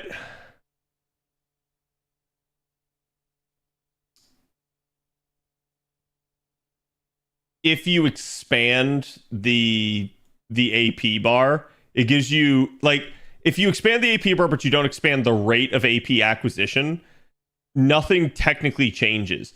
The reason it would be a problem for FGO is because of things like rainbow apples, gold apples, and silver apples that are percentile. So you can see a silver apple gives me 72, a gold apple gives me 144. You expand this, like, let's say even to 160, the gold apple now gives me 160, the silver apple now gives me 80. So you're already looking at a huge gain in terms of AP efficiency from what refills would get you. That would translate into more runs. So it's like expanding the bar itself does not translate into more runs. This literally just dictates how long you can go without playing the game. But because FGO runs on an Apple system, it does. So some games don't have scaling. Like, that is to say, they'll have the equivalent of apples, but what they'll have is the equivalent of like these two, where it's set increments.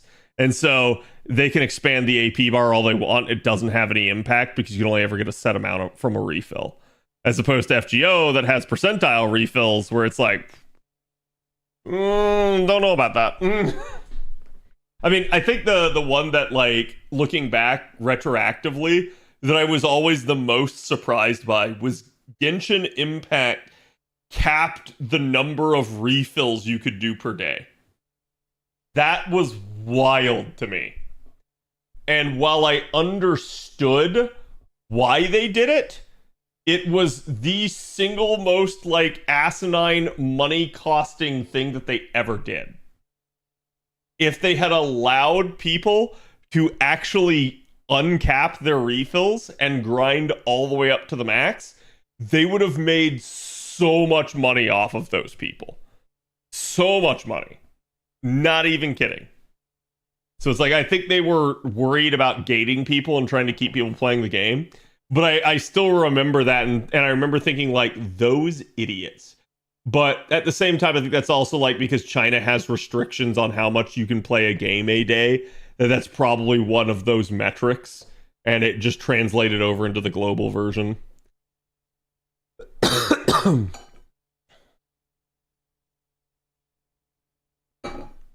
many boxes am I targeting this lotto? I don't know. I have to get my Chaldea app running. So that's probably on my to-do list tomorrow.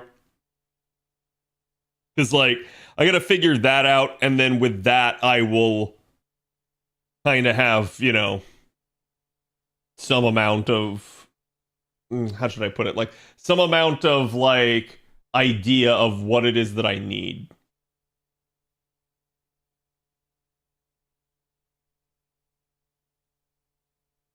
I have 11 grails for this lotto. I have no idea how much I have for this lotto. I've let my grails build up again a little bit here. That's not Palingenesis. Damn it. I went all the way back out.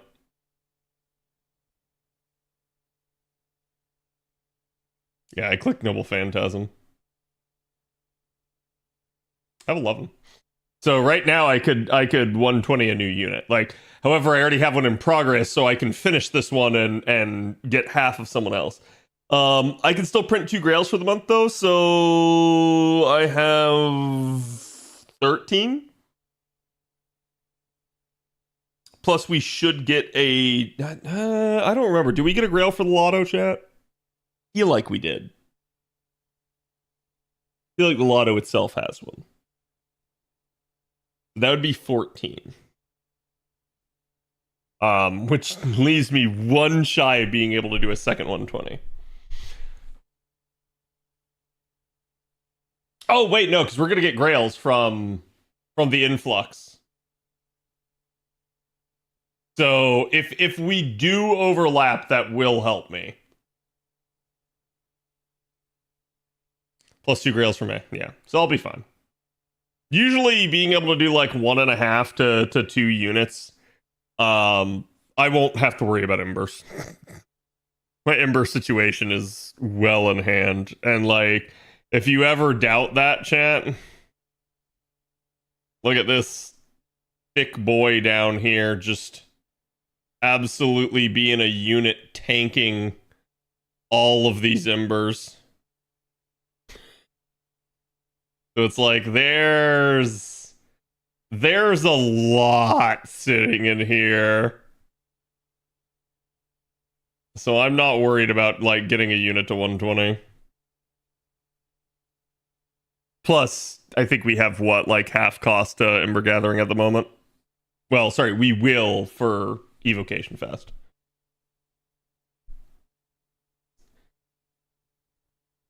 Berserker and Kenshin. Yeah, that's where it's like it's gonna be difficult for me.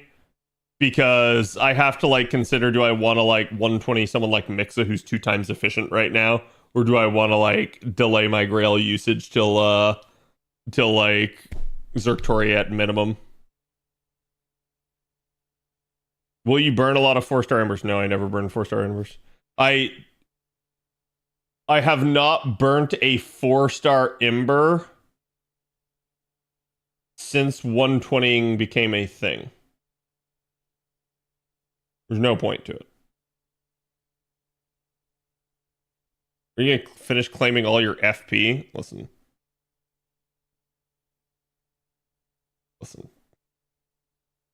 How much AP you guys or FP you guys want? I'll make a small loan of 1 million FP. How much?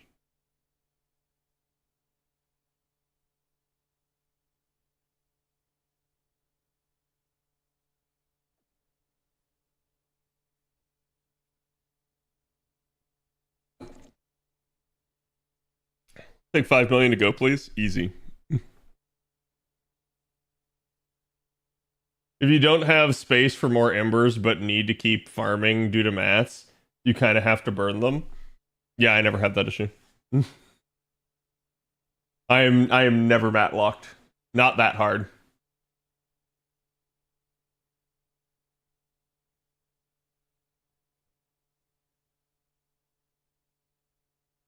I came very close in one of the lottos to burning embers. One of them, but I never did.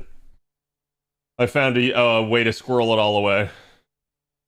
I will burn 3-star embers, though. Those are... meh. Great chat. I'm tired. I am more tired than I realized. And I think it's just like... Y'all know. Like, it's... I seemingly am fine, but then, like, it creeps up on me. But it's stream end time anyways. Mr. CZ is on tonight. He's not normally on. We'll give CZ some love. And I'll be back tomorrow. I have no idea what we'll be doing tomorrow. Probably more recording, probably more working on stuff. I have a couple of content ideas. I've been trying to think on things here. So I just realized it's like, hey, we literally have the whatchamacallit tomorrow, the pilgrimage festival. So it's like, oh shit, I probably should like do something more like NA specific here for that. So thank you for streaming. Yeah, it's no problem. Thank you guys for being here. Like I said, I'll be back tomorrow. I have no idea what I'll be doing. I'll think about something though. And again, stay tuned for more. If you guys haven't already, go check me out on, obviously YouTube. Subscribe to me there. Don't forget the second channel at CAD Plays. I'd appreciate more subscribers over there. We're trying to get to 1,000. And I have no idea what else. I'll see you guys later.